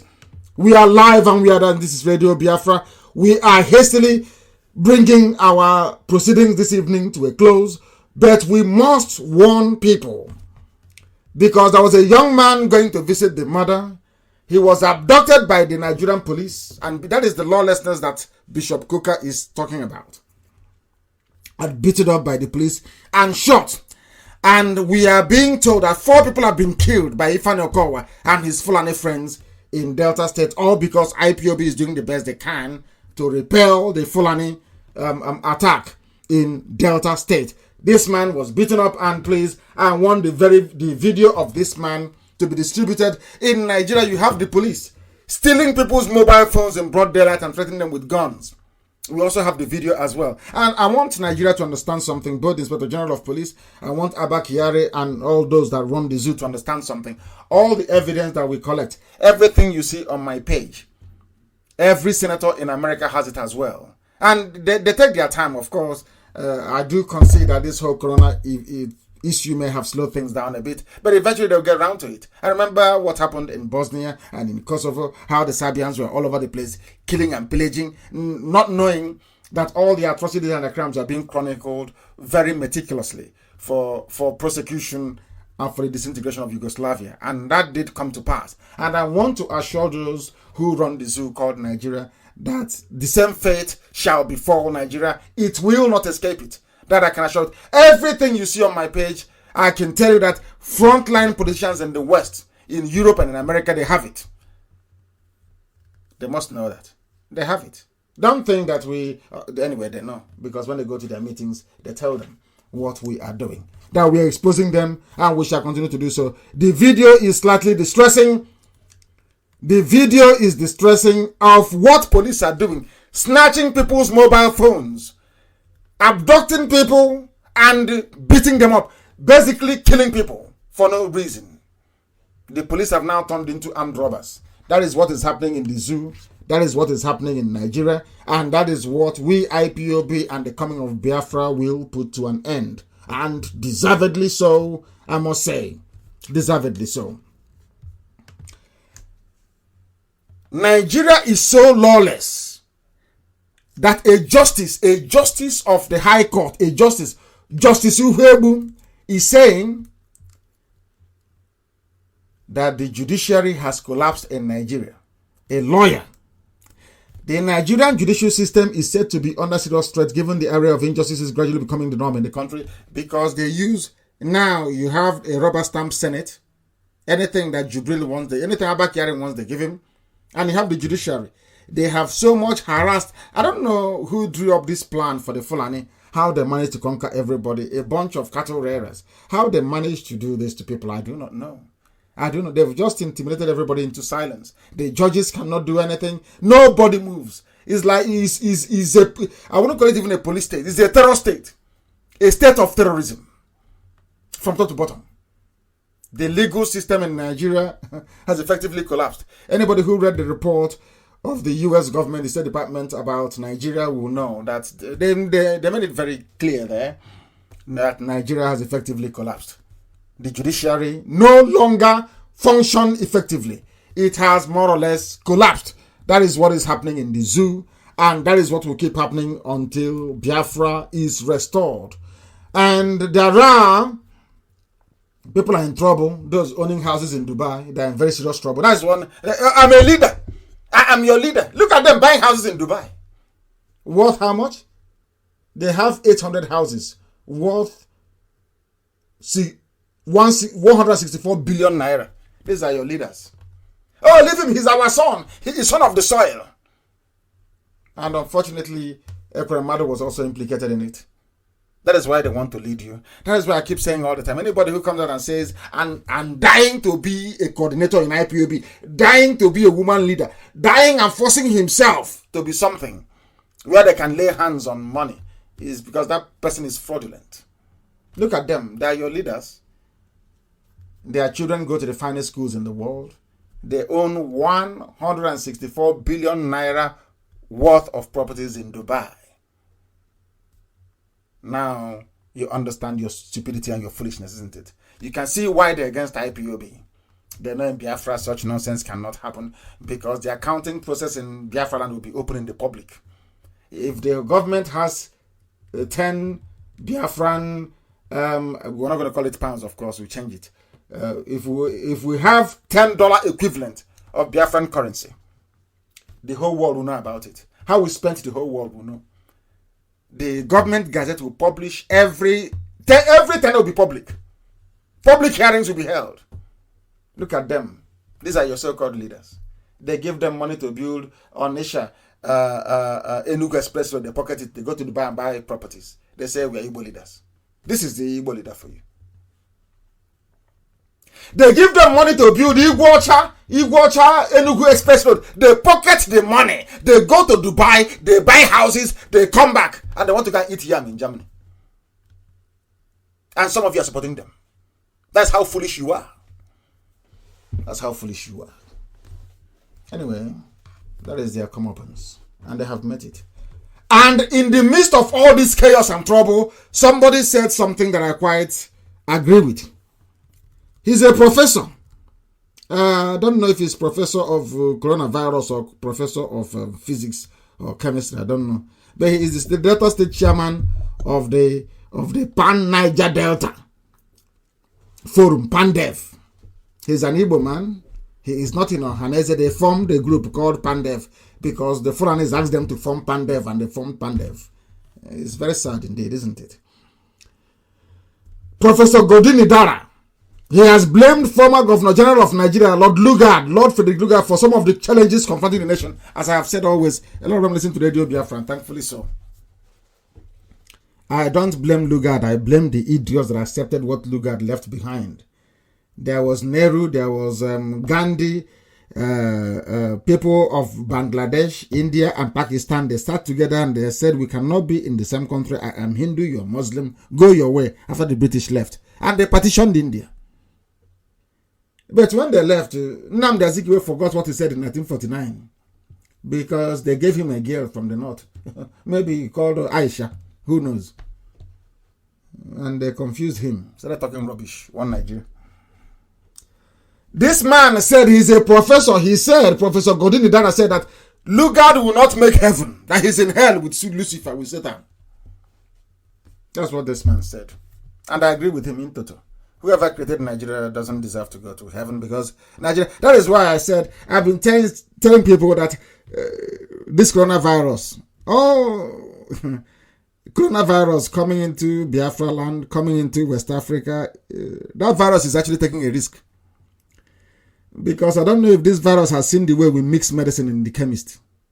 All we need to do is to go inside the chemist and tell the chemist to mix medicine for us. One mixture and the coronavirus will go missing.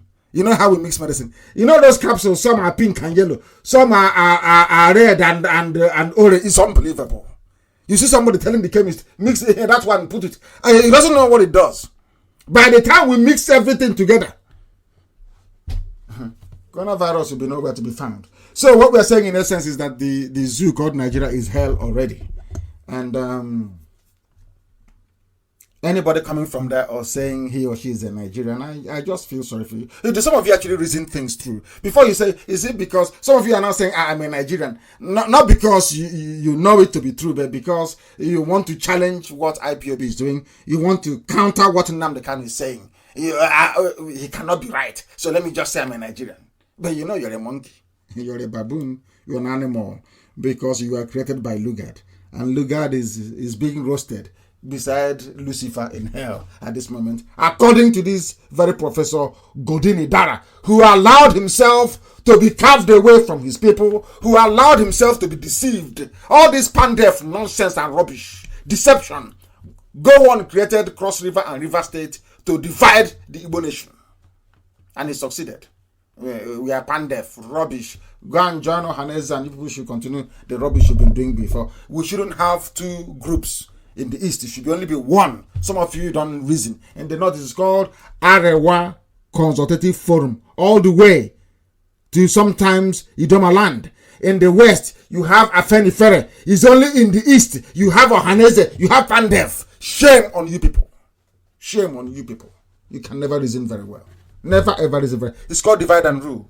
It was what Lugard brought. And that's why Lugard is in hell. So this very professor, for saying that Lugard is in hell, you must also understand, for carrying on from where Lugard left off, you'll also go to hell. Unless you change your ways. And unless you amend the way that you reason. Very, very important indeed. And that brings us to the end of tonight's proceedings. But I must say very hastily, or very quickly, please, people must listen very carefully to the following announcements. Very, very carefully, please, to what I have to say regarding the internal workings of IPOB, the whole world, because here nothing is hidden. Nothing is hidden. We must start this very evening. I am asking the DOS to please also look at the issues. I understand there are a few issues all over the place, especially in Angola and a few other places. I want the issue in Angola to be resolved as quickly as possible. And people must listen very carefully. We don't sell forms in IPOB. And I have said it before, allow me to repeat. Anybody parading himself as the leader of BSS will be dealt with from this minute onwards. There is no position like that within IPOB. I lead BSS. I lead the volunteer command myself. Nobody else does. I want people to understand that we don't sell any forms. We don't have any ID. We don't sell any forms in IPOB. Anybody giving you a form is collecting your data to give to DSS so they can come and arrest you. And having said that, I want the world to understand this. These are those who are being detained, and I want it to be published very quickly. I want it to be published also on my page. Amaka, I want you to publish this information as quickly as possible. These are the people who have been detained by Ifeanyi Okowa and his Fulani friends. Ifeanyi Okowa and his Fulani friends are detaining these Biafran people in detention centers in and around Delta State. We have forwarded their names to those that matter, and we are placing the world on notice that should anything happen to any of these people, that the Commissioner of Police in that very state, DSS Director in Delta State, and Ifeanyi Okowa's family will bear the brunt. I don't care what you give to diplomats abroad. I'm just telling you as a matter of fact. Allow me to read out their names. John Chukwuma is our state coordinator. Sunday Ashaka was also kidnapped. These are the names of kidnapped Biafrans in Delta. Because I made the announcement that we are not going to allow the Fulanis continue to rape our mothers and to kill our people. Listen very carefully. They were arrested on 16th of March 2020.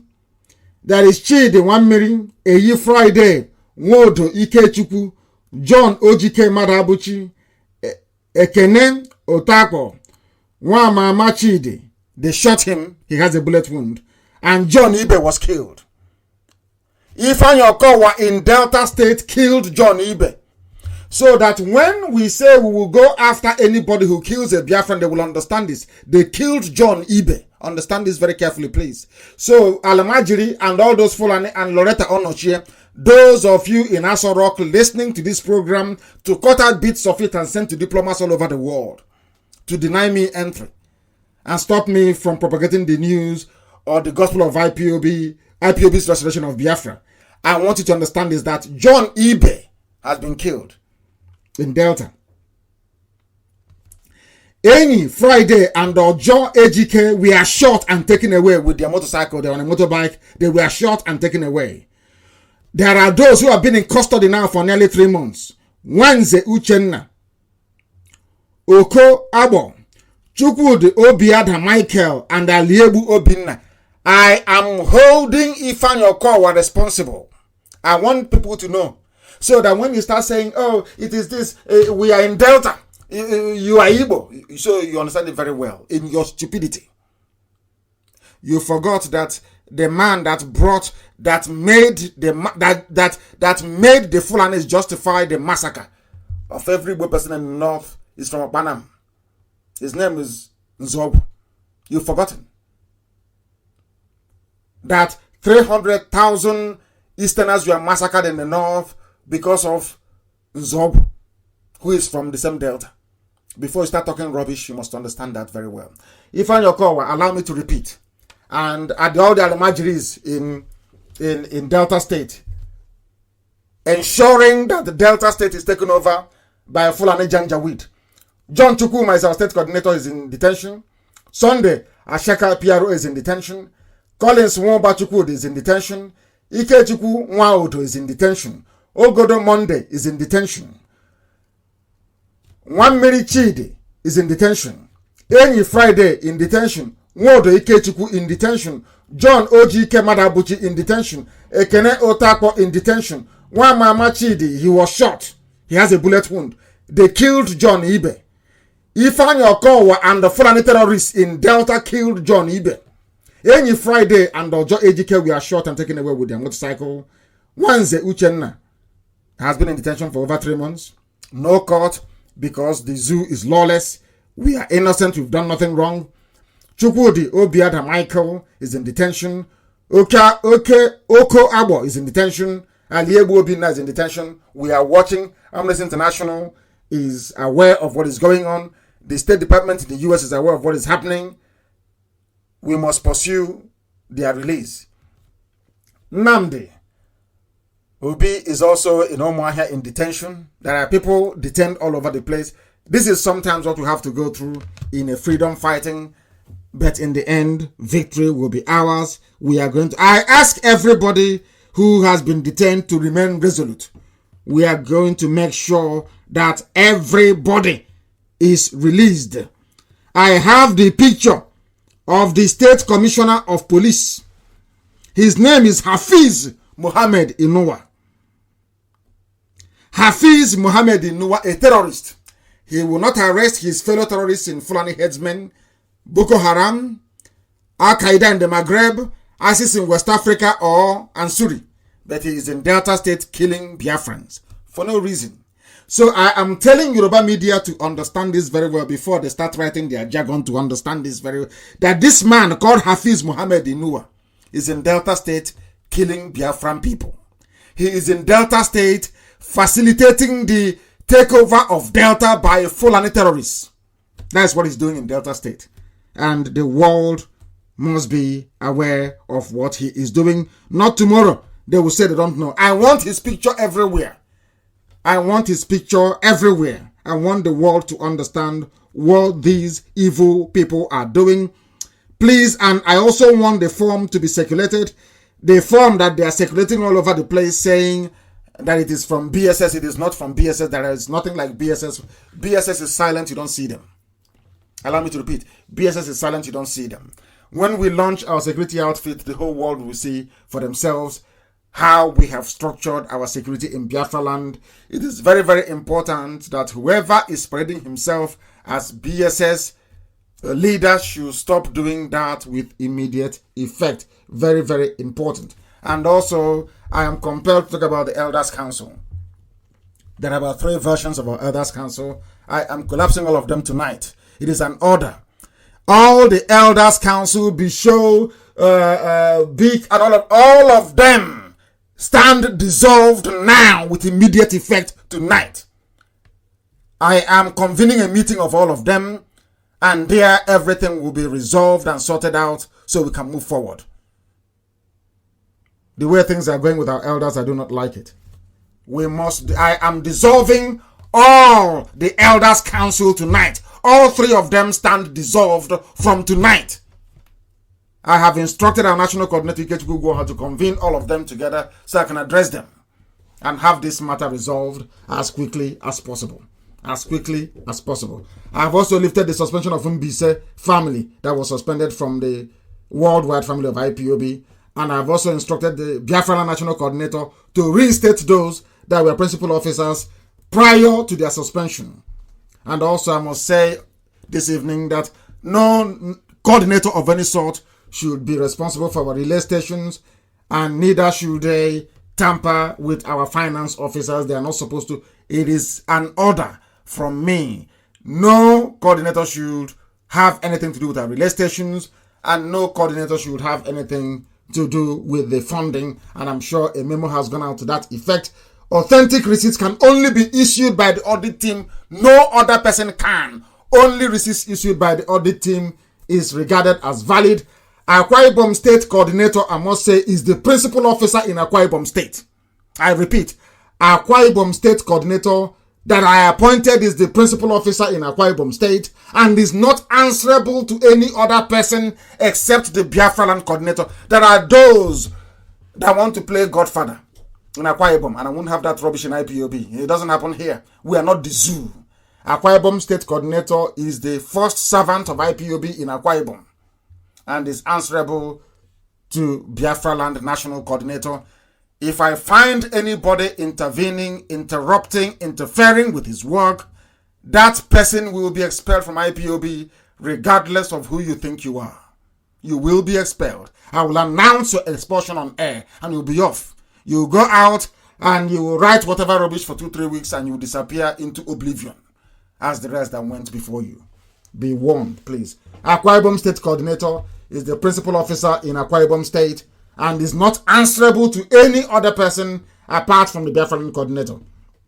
There should be no outside interference or meddling because only him is responsible for the growth of Akwa Ibom family. Let me also make it very clear tonight by announcing once again that there is nothing called Aqua Cross. Nothing called Aqua Cross. We have Akwa Ibom family, we have Cross River family. If you're from Cross River State, you go to Cross River and join the family. If you're Akwa Ibom, you go to Akwa Ibom. If you're from Akwa Ibom or Cross River and you're resident or domiciled in Iguacha, you join the Iguacha family. As simple as that. Don't be in Iguacha and fermenting trouble and calling yourselves Aqua Cross. That is rubbish. That group doesn't exist in IPOB. As I said earlier, no group exists inside IPOB. IPOB is one family. There are some power-hungry people that wish to slow us down or the pace of our progress in Akwa Ibom and in Cross River State. Let me warn those people tonight to desist from doing anything that will lead me to announce their name on air for the world to know who they are. Just leave our coordinators alone to do their work. If you want to chip in your assistance, you're more than welcome to do so, but do not impede the very wonderful work that they are doing. Do not impede it. We are not like the zoo. I'm also announcing this evening that the office of the Lagos State Coordinator is hereby terminated. It no longer exists. I repeat, there is no longer any office of State Coordinator in Lagos. They failed woefully to anticipate the attack on Abulado, and for that, the Lagos State Coordinator of IPOB is hereby removed from his position. The respective senatorial coordinators are now the 3 principal servants we have in Lagos State, and they will henceforth report to the Biafra Land Coordinator. Lagos State and all family meetings outside Biafra Land and right across West Africa will be audited by our audit team led by Amarachi Ibe. I am instructing every coordinator and finance officer of every unit and every zone within Biafra Land and outside Biafra Land all the way across West Africa to have their books ready for inspection by our audit team led by Amarachi Ibe. Failure to comply will mean instant expulsion. Let me repeat, every country, zone, and unit across West Africa must be audited. I said must be audited. You must be prepared for that. I expect senatorial coordinators in all states, except Lagos, to obey their state coordinator, especially in Abia and in Ebonyi. You must recognize that state coordinators represent me. Every coordinator represents me wherever they are. If you see them, you are seeing me. That is the way it is in every freedom fighting movement all over the world. Ours will not be any different. This movement is led by me. Any coordinator you see standing in front of you is representing me. You must respect them. In Abia, in Ebonyi, across Biafra and across the whole world, you must respect your state and national coordinators. But, however, if you have any issues or complaints you wish to raise with your relevant superiors, then you're more than welcome to do so. That is why Chike Doziem is there as the head of the Directorate of States that oversees the running of IPOB on a day-to-day basis, is there to deal with any complaints you have. And I'm asking him to please look into Angola and report back to me. Let me know exactly or precisely what is happening in Angola. And I'm also making it very clear this evening that there are people in Uvurowo village in Asa, Umudioka Autonomous Community in Osisioma Government Area. These people, Mr. Oliver, his deputy is Mr. Igwe, and somebody they call Mr. Ike, they should stop with immediate effect in interfering with IPOB activities. I repeat, they must stop with immediate effect. We don't have anything like Bakassi in our land. They have not done anything before in the past. The governors are trying to resurrect them, to do their dirty work for them so that the Fulanis can come in. There is nothing like Bakassi in this very village. There is somebody called Eguzoro, Afamefuna, Ihechinyane, and Owele. This is a direct warning to all of you. You must desist immediately. I don't know if you are fathered by Fulani people, that is your business. But we are IPOB, we have come to secure our land and to make sure that we live in peace and harmony going forward to restore Biafra. All this Bakassi nonsense is a relic of the past. It does not stand at this precise moment. It has outlived its usefulness. It is a den for armed robbers to intimidate people, and we will not have that in Biafra land. If you are the leader of any Bakassi anywhere in Biafra land, I give you an order to stand down. If you do not stand down, you'll be dissolved. As simple as that. Either peacefully or forcibly, anyhow you want it. We are IPOB. It's as simple as that. We are here to secure the lives and properties of our people against real, imminent and potential attack from Fulani terrorists. That brings us to the end of our program this very evening. I once again reiterate that Radio Biafra, this very platform, is unbreakable. Unbreakable. Because Biafra is our religion. The only place we worship is here on Radio Biafra. Because Elohim Chukwukikadaprumi is our God. We have no other God apart from one indivisible God in heaven, who will guide, protect, and keep us safe in this very time of coronavirus plague, because I want all of us to see Biafra, that the will of God may be fulfilled in our lives, in our time, to serve his purpose for Africa, now and forevermore. He said, from me, from here, it is good evening.